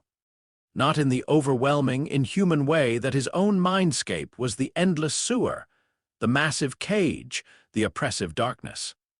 This was beautiful the way a well-loved home was beautiful. The central hall of Ino's mind was an open-air garden, circular, maybe 100 meters across, with paths of pale stone winding between beds of flowers that Naruto couldn't name, but recognized from the Yamanaka shop. Purple bellflowers, white lilies, yellow chrysanthemums, climbing roses on trellises. The sky above was a clear, impossible blue, and the light was the warm gold of a permanent late afternoon around the garden's perimeter, doors. Dozens of them, set into walls of living hedge that rose to twice Naruto's height. Each door was different wood, metal, paper, glass, and each one presumably led to a different room of Ino's mental architecture. Memory, analysis, emotion, sensation. The organized psyche of a trained Yamanaka. Ino was already there, not her physical body, her mental self, the representation of her consciousness within her own mindscape. She looked the same as she did in the real world, but sharper, more vivid. Her eyes were bluer, her hair brighter, her presence denser. In her own mind, Ino Yamanaka was more. You made it, she said. Nice place, I like the flowers. My father helped me plant them. When I was little, we'd come here together into my mindscape and he'd teach me how to tend the garden. He said a Yamanaka's mind should be a place worth protecting. Her voice caught on the word protecting, but she steadied herself. The wall is this way. She led him along a stone path to the far side of the garden where the hedge wall was thicker, denser, darker. The flowers near it were wilted, not dead, but struggling, as if something on the other side was leaching the life from the soil. And there, set into the hedge like a wound, was a section of wall that didn't belong. It was metal. Cold, gray, industrial metal, utterly alien in the organic warmth of the garden. No door, no handle, no visible seam. Just a flat, featureless barrier that hummed with a frequency Naruto could feel in his teeth. That's it, Ino said. I always thought it was a structural support. Part of the garden's foundation. I never tried to look behind it because it felt like mine. She touched the metal surface, and her fingers came away cold. It's not mine. Behind the wall, something stirred. Naruto felt it through the bond, and through his own senses, a cold, focused awareness turning toward them like an eye opening. The construct had felt Ino's touch. Set the frequency, Ino said. I'm ready. Naruto pulled the seal tag from where it was tucked against his chest. It had followed him into the mindscape, manifesting as a physical object because that was how the mind worked. Everything became metaphor. He pressed it against the metal wall and pushed chakra into it. The counter-frequency activated. It wasn't sound, exactly not in a mindscape, where everything was perception rather than physics. It was more like a vibration that started in the metal wall and spread outward through the garden, through the soil, through the air. Every flower trembled. The ground shook. and the metal wall began to scream. Not literally, but the frequency was shaking it apart, molecule by molecule, the carefully constructed barrier disintegrating as Inoich's calculated resonance found the gap between Ino's natural psyche and the implanted architecture. The wall buckled, cracked, and then shattered outward in a spray of cold metal fragments that dissolved into nothing before they hit the ground. Behind the wall was darkness. Not the absence of light, the absence of everything. A void, a gap in the garden's reality, and standing in the center of it was a figure that made Naruto's blood go cold. It looked like Ino. Exactly like Ino, same height, same build, same face, same hair. But wrong. The eyes were empty, flat, and colorless like polished stones. The expression was blank. Not calm, not neutral, absent, as if someone had taken Ino's face and removed everything that made it hers, the construct. Protocol Bellflower, the weapon that Root had grown inside her mind for over 15 years. It looked at Ino. It looked at Naruto. It assessed, calculated, and moved, fast. Faster than Naruto expected. This was a mindscape, where physical laws were suggestions, and the construct had been designed for this environment. It crossed the void in a blur and struck at Ino with a technique that wasn't taijutsu but something older, more fundamental. A psychic attacked the construct, trying to overwrite Ino's presence, to push her consciousness aside and take control of the garden. Ino met it. Not with a block or a dodge, but with a wall of will. Her identity, her sense of self, hardened into a barrier that the construct hit like a wave hitting a cliff. The impact shook the entire mindscape. Flowers exploded from their beds. Stone paths cracked. The perfect blue sky flickered like a failing light. "Hold!" Ino shouted, and Naruto felt the strain through the bond. The construct was strong, terrifyingly strong, pushing against her defenses with the relentless, mechanical precision of something that didn't tire, didn't doubt, didn't hesitate. Naruto did what Sakura had told him. He didn't attack. He became a generator. He opened the floodgates. Kurama's chakra poured through the bond like sunlight through a broken dam, golden, warm, vast beyond comprehension. It flooded the garden, sank into the soil, fed the roots of every flower, strengthened every stone in every path. Ino gasped as the power hit her, her eyes going wide, her presence in the mindscape expanding as the raw energy amplified everything she was. "More," she said through gritted teeth. "I need more." He gave her more. 6 paths chakra layered on top of Kurama's, deeper and hotter, the kind of energy that had fought Kaguya and won. The garden blazed with golden light, and Ino blazed with it, her mental form growing brighter, sharper, more real with every second. The construct staggered. For the first time, its blank expression shifted, a flicker of something that might have been confusion.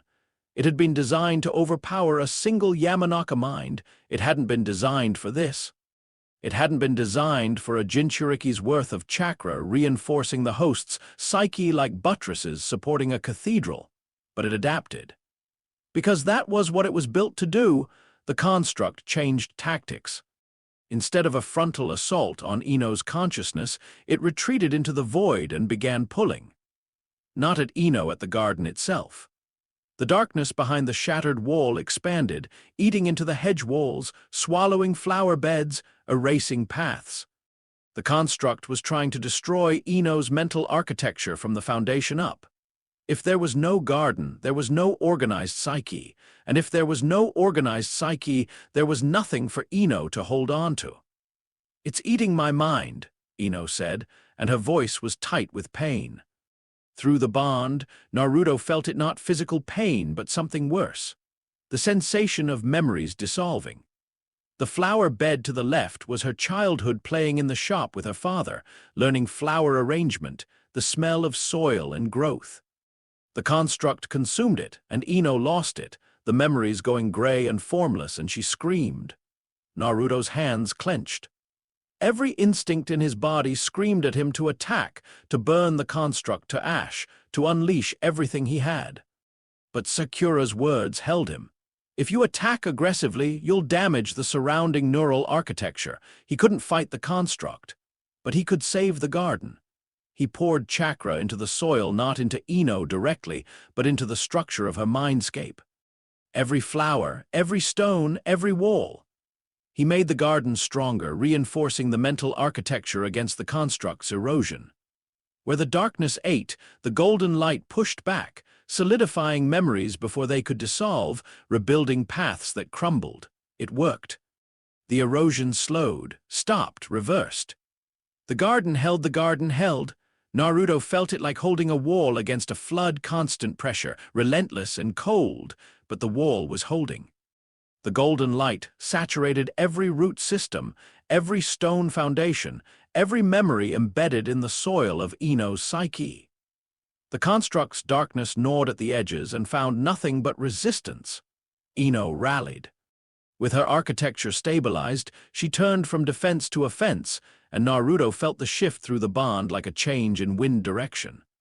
Something fierce and sharp and absolutely furious rose up from the core of her, and she walked toward the void, not ran. Walked. Deliberate, controlled, each step landing with the weight of someone who had decided exactly what was going to happen next. "You are in my mind," Ino said to the construct. Her voice carried through the mindscape like a bell, resonating in every flower and stone and wall. "You were put here without my consent.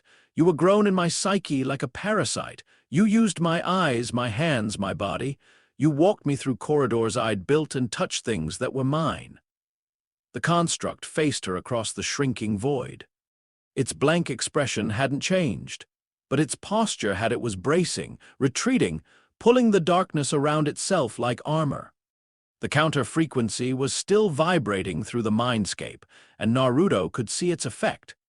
The construct's edges were blurring, its form losing coherence as the resonance shook its neural pathways apart. But it was fighting the dissolution, clinging to existence with the mechanical determination of a program refusing to terminate. "You have my face," Ino said, still walking. "My voice, my chakra signature. You were designed to be me, but better no feelings, no doubts, no messy human complications. The perfect Yamanaka weapon." She stopped 3 meters from the construct, close enough that the void's chill reached her skin, and her eyes were blazing. "But you're not me. You're not even close. Because everything that makes me dangerous, everything that makes me worth a damn as a shinobi, and a person comes from the things you don't have." The construct attacked. A burst of pure psychic force, concentrated and precise, aimed at the core of Ino's consciousness. It was a killing blow, the kind of strike designed to shatter an identity in a single impact. Ino caught it, not blocked. Caught. Her hands came up, and she grabbed the psychic assault the way you'd grab a thrown kunai, and Naruto felt the moment through the bond, felt Ino's mind close around the construct's attack and hold it. Her father's techniques. The Yamanaka art of mental combat, not the mind transfer jutsu that everyone knew, but the deeper skills. The ones passed down within the clan, from parent to child, in the quiet spaces between consciousness. The art of knowing your own mind so completely that nothing could move through it without your permission. Ino twisted the construct's attack back on itself. The void shuddered. The construct actually stumbled, its blank face cracking, and underneath was something raw and desperate. Not emotion, because it didn't have emotions, but the programming equivalent. A survival protocol firing on all cylinders, recognizing that its host had become more powerful than it was designed to handle. The construct broke apart. Not cleanly, it fragmented, pieces of it scattering through the mindscape like shrapnel, each fragment trying to embed itself in a different part of Ino's architecture. A last-ditch survival strategy. If the central consciousness couldn't survive, it would distribute itself, hide in the corners, wait for another chance. Naruto felt every fragment. Through the bond, through the golden light saturating the garden, each piece of the construct registered as a cold point in a field of warmth. Dozens of them, burrowing into memory storage, analytical processing, emotional regulation. "I see them," Ino said. Her sensing was operating at full capacity now, amplified by Naruto's chakra to levels she'd never reached before. Every corner of her own mind was transparent to her, every room, every pathway, every hidden space. They're trying to embed, trying to survive as fragments. Can you reach them all? Not fast enough. There are too many and they're small. If even one survives, it could regrow over time. Naruto thought fast. He couldn't attack the fragments directly without damaging Ino's mind, but he could do something else. Kurama, he said, already on it. The fox's consciousness expanded through the bond not into Ino's mind, not that far, but into the golden light that permeated her architecture. Kurama's awareness was different from Naruto's. Older, sharper, with the predatory precision of a being that had been hunting for millennia. The fox couldn't attack the fragments, but he could track them, every single one, simultaneously, pinning them in place with pinpoints of chakra pressure that prevented them from burrowing deeper. They're locked, Naruto told Ino. Every fragment. Kurama's holding them in place. You just need to reach them. Ino closed her eyes. When she opened them, she was everywhere. It was the most extraordinary thing Naruto had ever seen inside a mindscape, and he'd seen a lot. Ino's consciousness expanded, not leaving her body, but extending it, filling every corner of the garden simultaneously. She was the flowers and the stones and the doors and the sky. She was her own architecture, and within that architecture she was sovereign. Each fragment of the construct, pinned by Kurama's chakra, found itself surrounded by Ino. Not attacked, absorbed. She didn't destroy the fragments. She reclaimed them. The neural pathways that the construct had been built on were, at their foundation, stolen Yamanaka techniques. They were hers, corrupted and repurposed by Root. And now, with the counter-frequency still vibrating through the mindscape, shaking the corruption loose, Ino pulled the clean underlying pathways back into her own architecture and let the corruption disintegrate, one by one. Then 5 at a time. Then all of them at once, a cascade of reclamation that swept through the garden like spring after a long winter. The void collapsed. The darkness evaporated. Where the construct's domain had been, new growth erupted, flowers Naruto had never seen, wild and bright and fierce, growing from soil that had been sealed away for 15 years. Ino's mind was reclaiming territory it had never known it lost. The counter-frequency wound down. The vibration faded.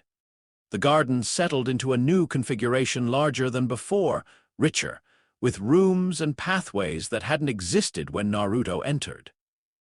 The sealed portions of Ino's psyche were opening up, neural architecture that Root had blocked access to now integrating with the rest of her mind. Ino stood in the center of it all, breathing hard, radiant. The golden light from Naruto's chakra was fading, no longer needed. Her own psychic energy was filling the space, strong and steady, brighter than he'd ever felt it through the bond. "It's gone," she whispered. "It's really gone." Naruto walked to her across the restored garden. The flowers parted for him. Her mind recognized him through the bond, welcomed his presence the way a home recognizes its inhabitant. He stopped in front of her and looked into her eyes, blue again, vivid, hers. "How do you feel?" Ino laughed. It was sudden, raw, halfway to a sob, and it was the most genuine sound he'd ever heard from her. "I feel like myself. For the first time in my life, I feel entirely like myself." Her hands went to her temples. "There's so much. The pathway's Root blocked their opening. My sensing range, my processing speed, my capacity for parallel cognition, it's all been limited. Throttled. They put a governor on my abilities when they installed the seal, and now it's gone. Your father's research said the treatment optimized your abilities. It optimized what the construct could use. Everything else was suppressed. But now," she trailed off, and her eyes went distant for a moment, not a blackout, but the opposite. She was feeling the extent of her own restored mind, running through capabilities she'd never known she had.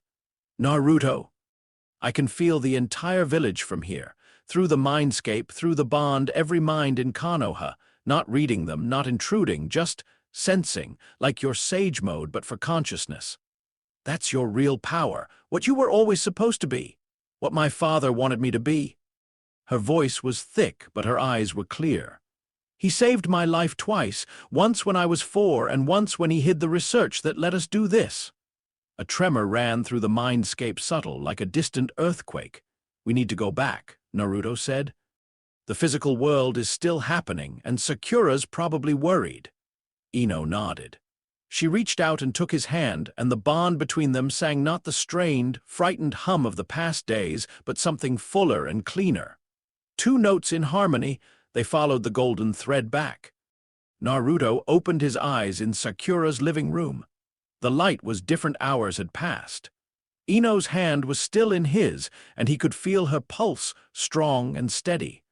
She was waking up beside him, her eyelids fluttering open, and the first thing she saw was Sakura leaning over her with tears streaming down her face and both hands glowing green. "You absolute reckless idiots," Sakura said, and her voice cracked down the middle.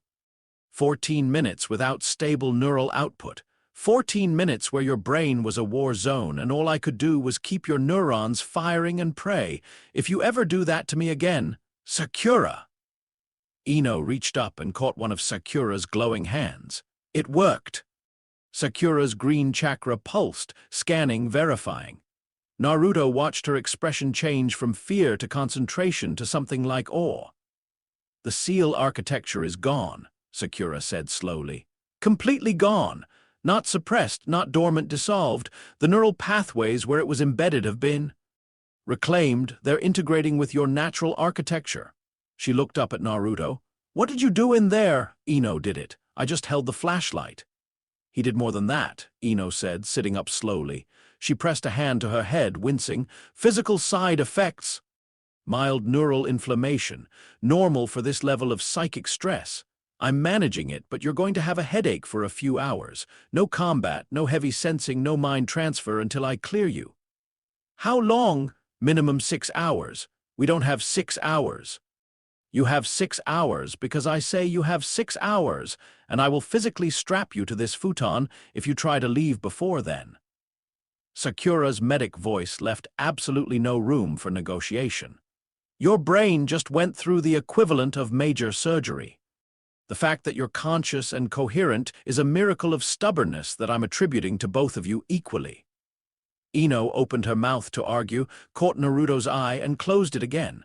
Through the bond, he sent a gentle pulse of "she's right, and you know it."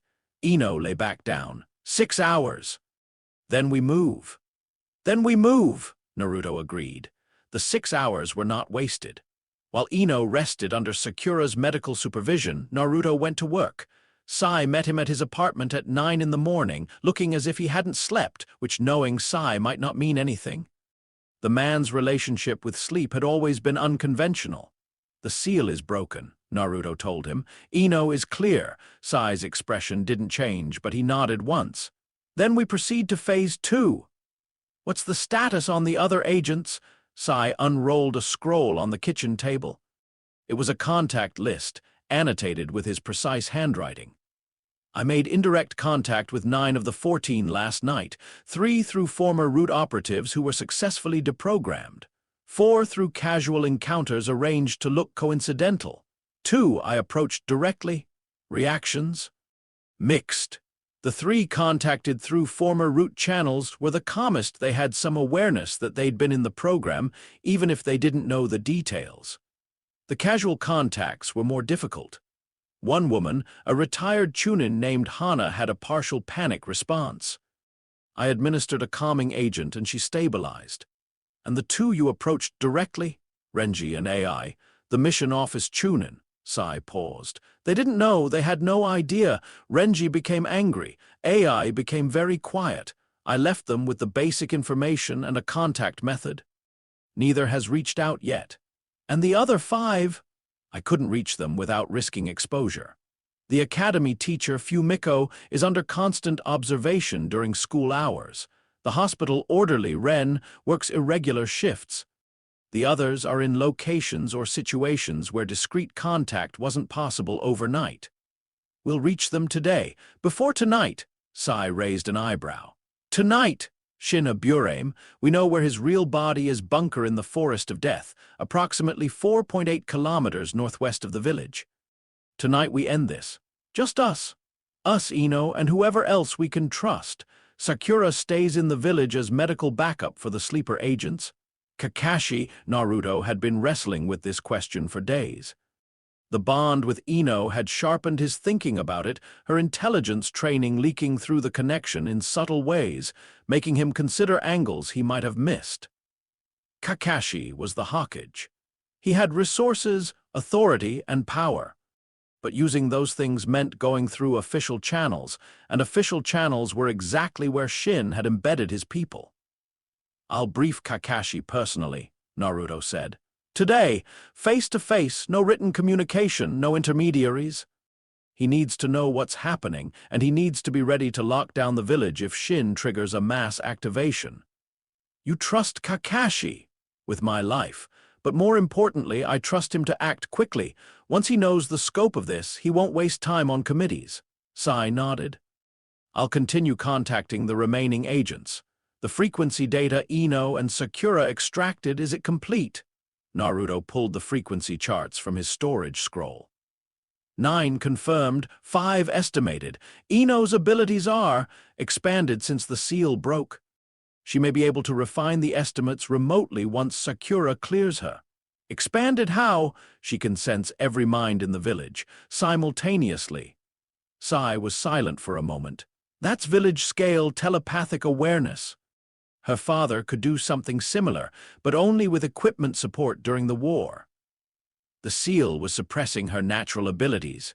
With it gone, she's operating at full Yamanaka potential for the first time. Maybe beyond full potential, the reclaimed neural pathways have had 15 years of growth that she's only now accessing. Shin will feel the change. If he's monitoring her biometrics through his insects, the shift in her chakra output will be unmistakable. Good. Let him feel it.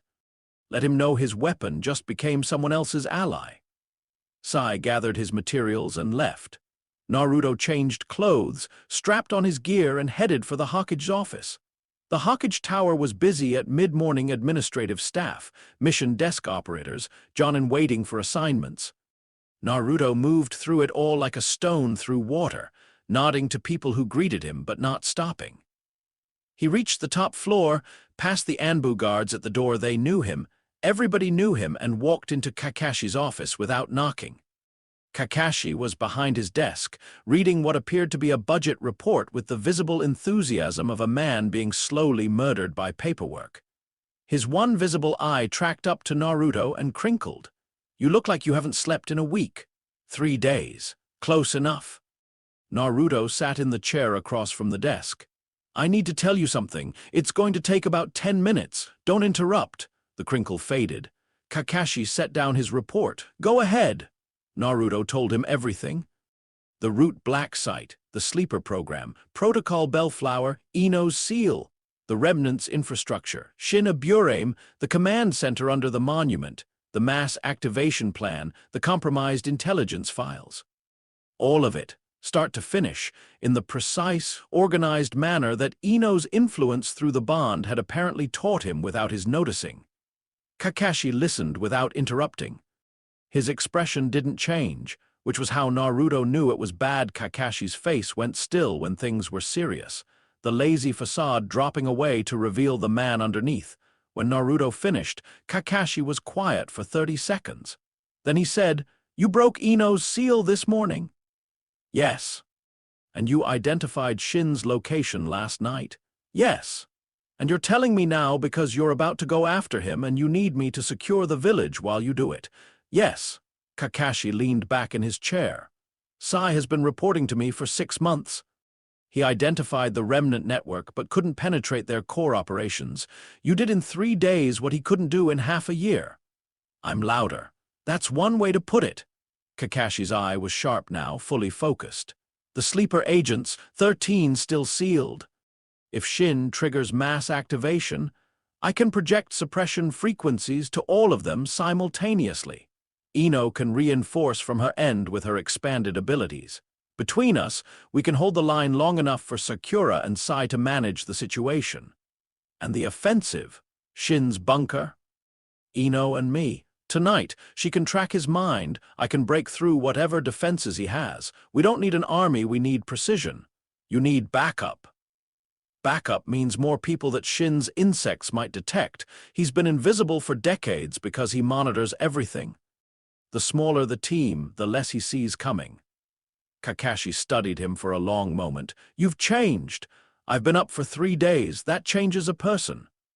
That's not what I mean. You're thinking like a commander. Operational security, intelligence management, force economy.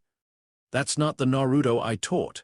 The Naruto you taught didn't have a Yamanaka bonded to his psyche, feeding him analytical frameworks through a chakra link. Kakashi's eyebrow rose. Is that what's happening? Apparently. I've been organizing my thoughts in color-coded categories, and I don't know how to stop. For the first time in the conversation, Kakashi almost smiled. I'll secure the village. Increased Anbu presence, barrier team on standby, hospital on alert, all framed as a routine security exercise. Nobody will know the real reason. And Naruto, when you go after Shin tonight, come back alive. Both of you. Plan on it. Naruto left the tower and headed back to Sakura's apartment. Through the bond, he felt she was awake, alert, her mind humming with a clarity and power that still surprised him every time he tuned into it. The headache was fading. Her neural inflammation was under control. She was ready or close to it. He arrived to find Ino sitting up on the futon, Sakura kneeling beside her running a final diagnostic, and a visitor he hadn't expected. Shikamaru Nara stood by the window, hands in his pockets, wearing the expression of a man who had been doing a lot of math in his head and didn't like the answer. Before you say anything, Ino said, catching Naruto's eye as he came through the door, he figured it out on his own. Naruto looked at Shikamaru. Your sleep pattern changed 4 days ago, Shikamaru said, in the flat, irritated tone he used when explaining something obvious. You stopped going home at night. Your training ground visits shifted from physical to meditative. You pulled restricted research materials from the library. I have an alert on the restricted section because I'm paranoid and it's served me well. Ino's chakra signature changed overnight subtle, but I've known her since we were 6. And Sai has been making social calls to people he has no reason to socialize with. I told you he'd notice, Ino said. Shikamaru crossed his arms. Someone want to explain why my oldest friend had a kill switch in her head and nobody told me. The explanation took 20 minutes abbreviated because Shikamaru picked up implications faster than anyone alive, and they could skip most of the connective tissue. By the end, his expression hadn't changed, but Naruto could see the gears turning. Shikamaru wasn't angry. He was past angry into the cold, crystalline space where Nara minds did their best work. Shin a Burame, Shikamaru said. Insect proxy operation, shadow intelligence network, mass activation capability, and his real body is in a bunker in the forest of death. He looked at Naruto. You're going tonight? Yes, I'm coming. Shikamaru, this isn't a request. Ino is my teammate. She has been since we were 12. You want precision? I'm the best tactical mind in the village, and you know it. You want stealth. Shadow techniques are the natural counter to insect surveillance. I can suppress his Kakechu's sensory capacity in a localized area. And you want someone who will not stop, will not flinch, and will not leave until this is done. Shikamaru's lazy slouch was gone. He stood straight, and his shadow stretched long across Sakura's floor, and his eyes were flat and black and absolutely certain. Try and stop me. Naruto looked at Ino. Through the bond, he felt her response fierce, warm, unsurprised. She'd known Shikamaru would come. She'd known since the moment he walked through the door. Welcome to the team, Naruto said. The rest of the day moved fast. Sakura cleared Ino at 3 in the afternoon, 6 hours on the dot, and Ino was on her feet before Sakura's hand finished the final scan. The difference was immediately apparent. Ino moved differently, lighter, faster, more aware. Her eyes tracked everything in the room with a precision that was almost unsettling, and when she extended her sensing range, the range was staggering. I can feel the forest of death from here, she said, standing in the middle of Sakura's living room. Every mind, every animal, every insect colony, and she went still. There, the bunker, I can feel him. Not clearly, not through the Kakechu barrier, but I can feel the outline of his mind. Can he feel you? Probably. I'm not trying to hide. I want him to know I'm different. I want him to be afraid. He will be, Shikamaru said. He'd spent the last hour reviewing topographical maps of the Forest of Death, marking entry routes, defensive positions, and extraction paths. The bunker is approximately 30 meters underground, accessible through a single vertical shaft disguised as a collapsed tree. Surrounding area is dense forest with heavy insect presence. Shin's Kakechu form a sensory net extending approximately 200 meters from the bunker in every direction. I can suppress that net, Shikamaru continued. Shadow paralysis extended through the root systems of the trees. My shadows can move underground, and insects can't transmit sensory data if they're paralyzed, but my range is limited. I can give you a corridor about 50 meters wide. That's your approach lane. 50 meters is plenty, Naruto said. Once you're past the net, you'll hit the shaft. Vertical, narrow, probably trapped. Naruto, that's your department. Break things and go down, got it. Try to be slightly more surgical than that. Ino, once they're inside, your job is Overwatch. Stay at the edge of the suppressed zone and maintain telepathic contact with both of us. If Shin tries to activate sleeper agents, you'll feel it before anyone else. Reach out to the village. Sakura's on standby with the frequency suppressors Naruto can boost. And Shin himself? Ino asked. That's the part I've been thinking about. Shikamaru's shadow shifted, sliding across the floor in a way that might have been unconscious. Shin's real body has been in that bunker for how long? Years. Decades. He operates entirely through proxies. His physical form may be atrophied, modified, or so integrated with his Kakechu that he's barely human anymore. The thing we encounter down there might not look like a person. I don't care what he looks like, Naruto said. I'm not saying you should. I'm saying that destroying his body might not be enough. His consciousness could be distributed across his insect network. Kill the man in the bunker, and the bugs keep operating on stored instructions. We need to sever the connection between Shin's mind and his Kakechu simultaneously. That's my job, Ino said. When Naruto engages physically, I enter Shin's mind through the telepathic link. I find his connection to the insect network and I cut it, every thread, all at once. Can you do that from outside the bunker, with my current range? Yes, easily. Shikamaru looked at her, really looked, the way only someone who'd known her for 20 years could look. You're different. I'm myself. For the first time, it suits you. The plan was set. They spent the remaining hours in preparation, Shikamaru refining tactical details, Naruto and Ino syncing their combat awareness through the bond, Sakura preparing medical countermeasures for every scenario she could imagine. Sai sent word that he'd reached 12 of the 14 agents. The remaining 2, Fumiko the academy teacher and Ren the hospital orderly, would be contacted by Sai personally within the hour. At 7 in the evening, Naruto sat on Ino's balcony one last time. The sun was going down, painting the sky in shades of amber and violet. Through the bond, Ino was a steady presence, calm, focused, ready. The fear was still there because fear didn't disappear just because you won one battle. But it was small now, contained, a candle flame instead of a wildfire. She came out and sat beside him. When this is over, she said. Yeah? I'm going to sleep for 3 days. Fair. And then I'm going to reopen my father's research, not the counter-frequency, the original work. His studies on the Yamanaka psychic architecture. He understood things about our clan's abilities that nobody else did. And now that my pathways are fully open, I can build on what he started. What kind of building? The oath bond between us. It's based on old Yamanaka techniques pre-village era, designed for a world where telepathic connection was a survival necessity. My father thought those techniques could be expanded, not just one-to-one bonds, but networks. Imagine a team of shinobi with real-time telepathic coordination, not the crude battlefield version my father used in the war, something refined. Permanent. A bond that makes everyone in the network stronger. That sounds incredible. It sounds like what Konoha should have been. What my clan was meant to build before Root twisted it into a weapon. She paused. After Shin is dealt with, we're going to have 13 more seals to break. 13 more people who need what we did this morning. I'll need you for all of them. You have me for all of them.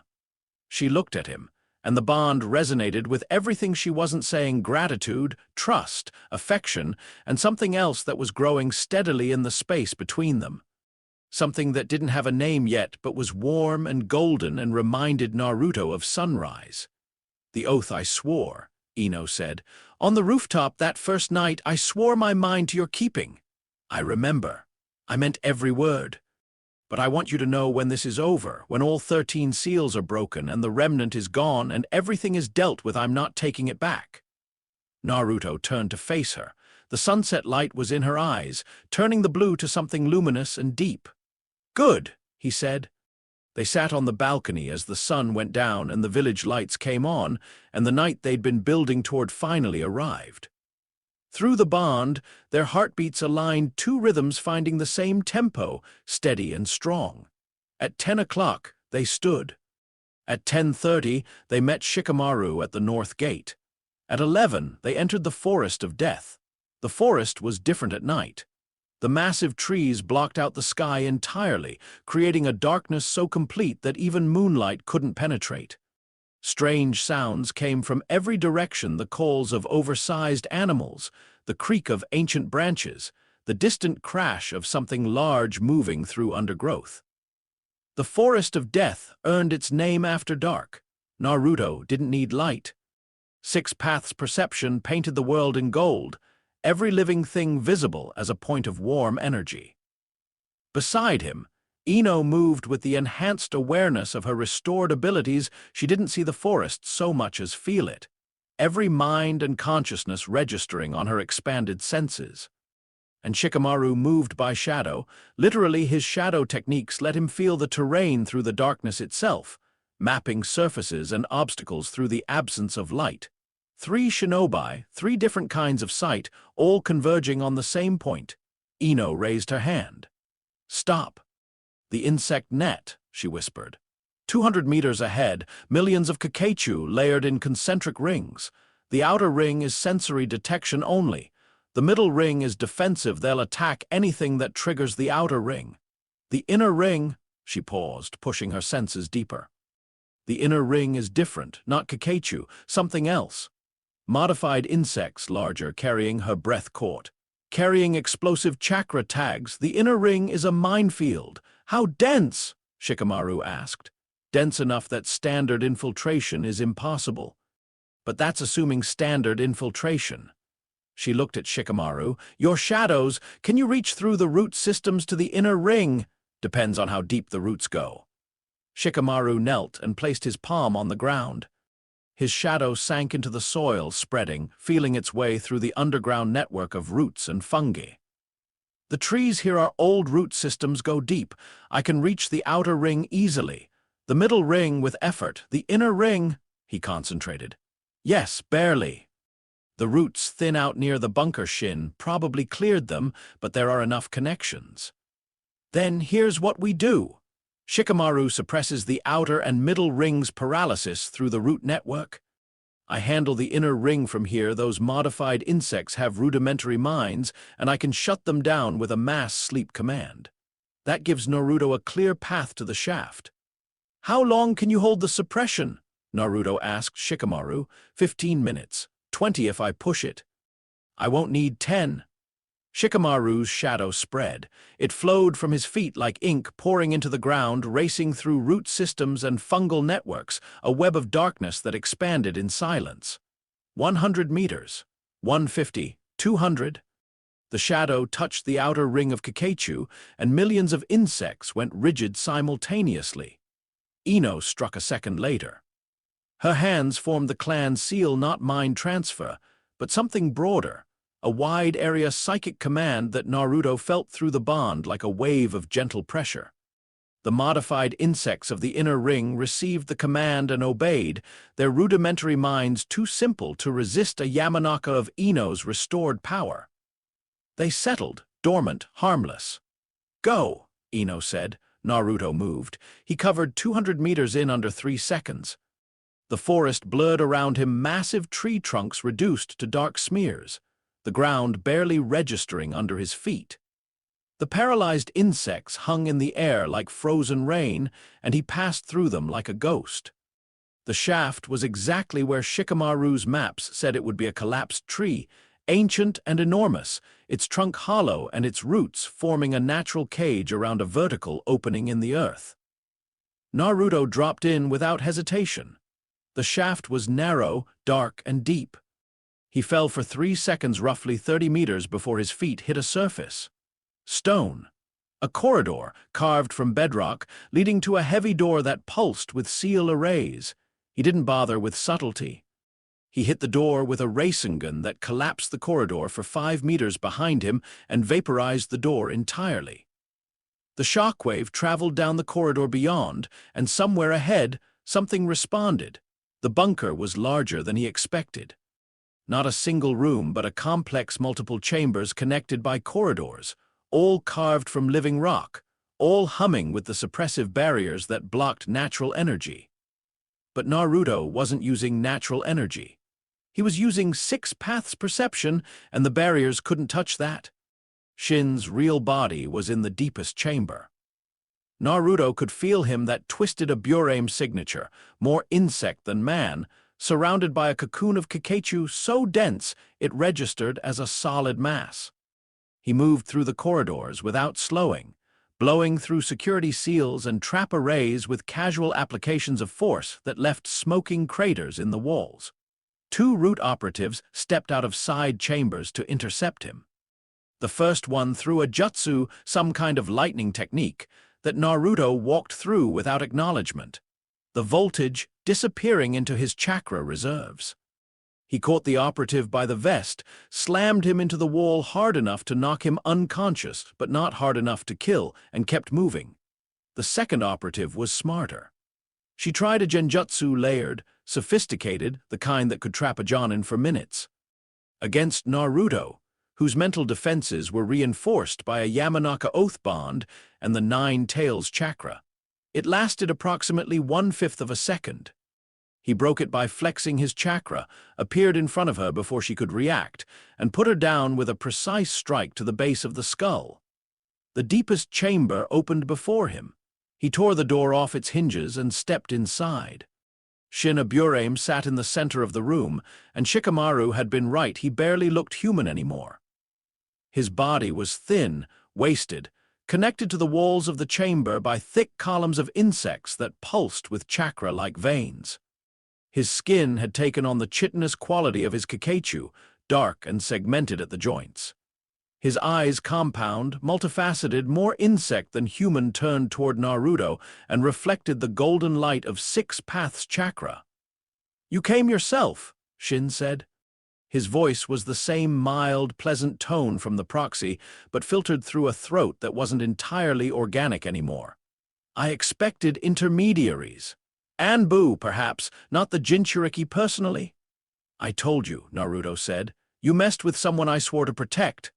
Shin's compound eyes shifted, processing. The insect columns connecting him to the walls pulsed faster. "The activation signal is prepared, all 14 agents. I can trigger it from here with a thought. By the time you reach me, the signal will already be transmitted." "Try it." Something in Naruto's voice made Shin hesitate, not the words, the absolute bedrock certainty behind them. "You've prepared countermeasures," Shin said. It wasn't a question. "Ino Yamanaka is standing 200 meters above us with village-scale telepathic awareness and the ability to suppress your signal before it reaches a single target. Shikamaru Nara is holding your insect network in paralysis through the forest's root system.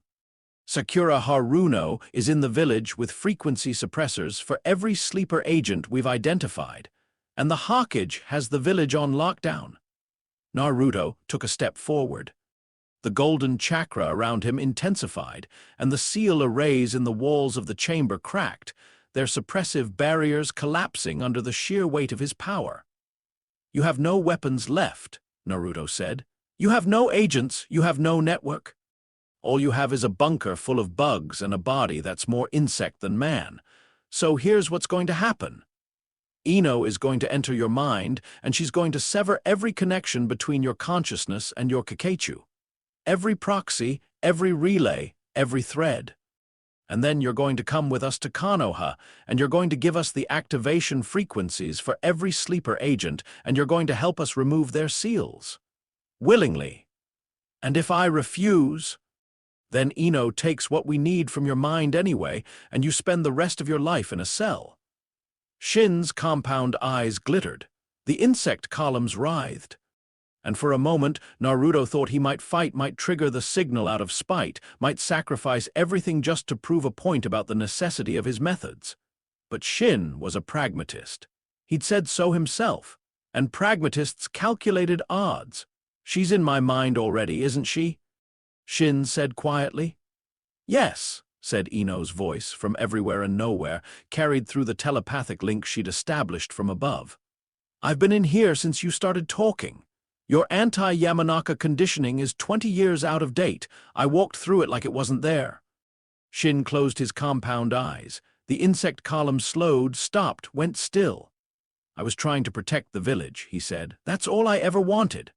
I know, Naruto said. That's why you're getting a cell instead of a grave. Through the bond, he felt Ino work. Precise, surgical, absolute. Every connection between Shin's consciousness and his Kakechu severed. Every proxy link, every relay, every sensory feed cut. The millions of insects in the forest went silent simultaneously, their guiding intelligence removed, and they settled to the ground like leaves falling from a dead tree.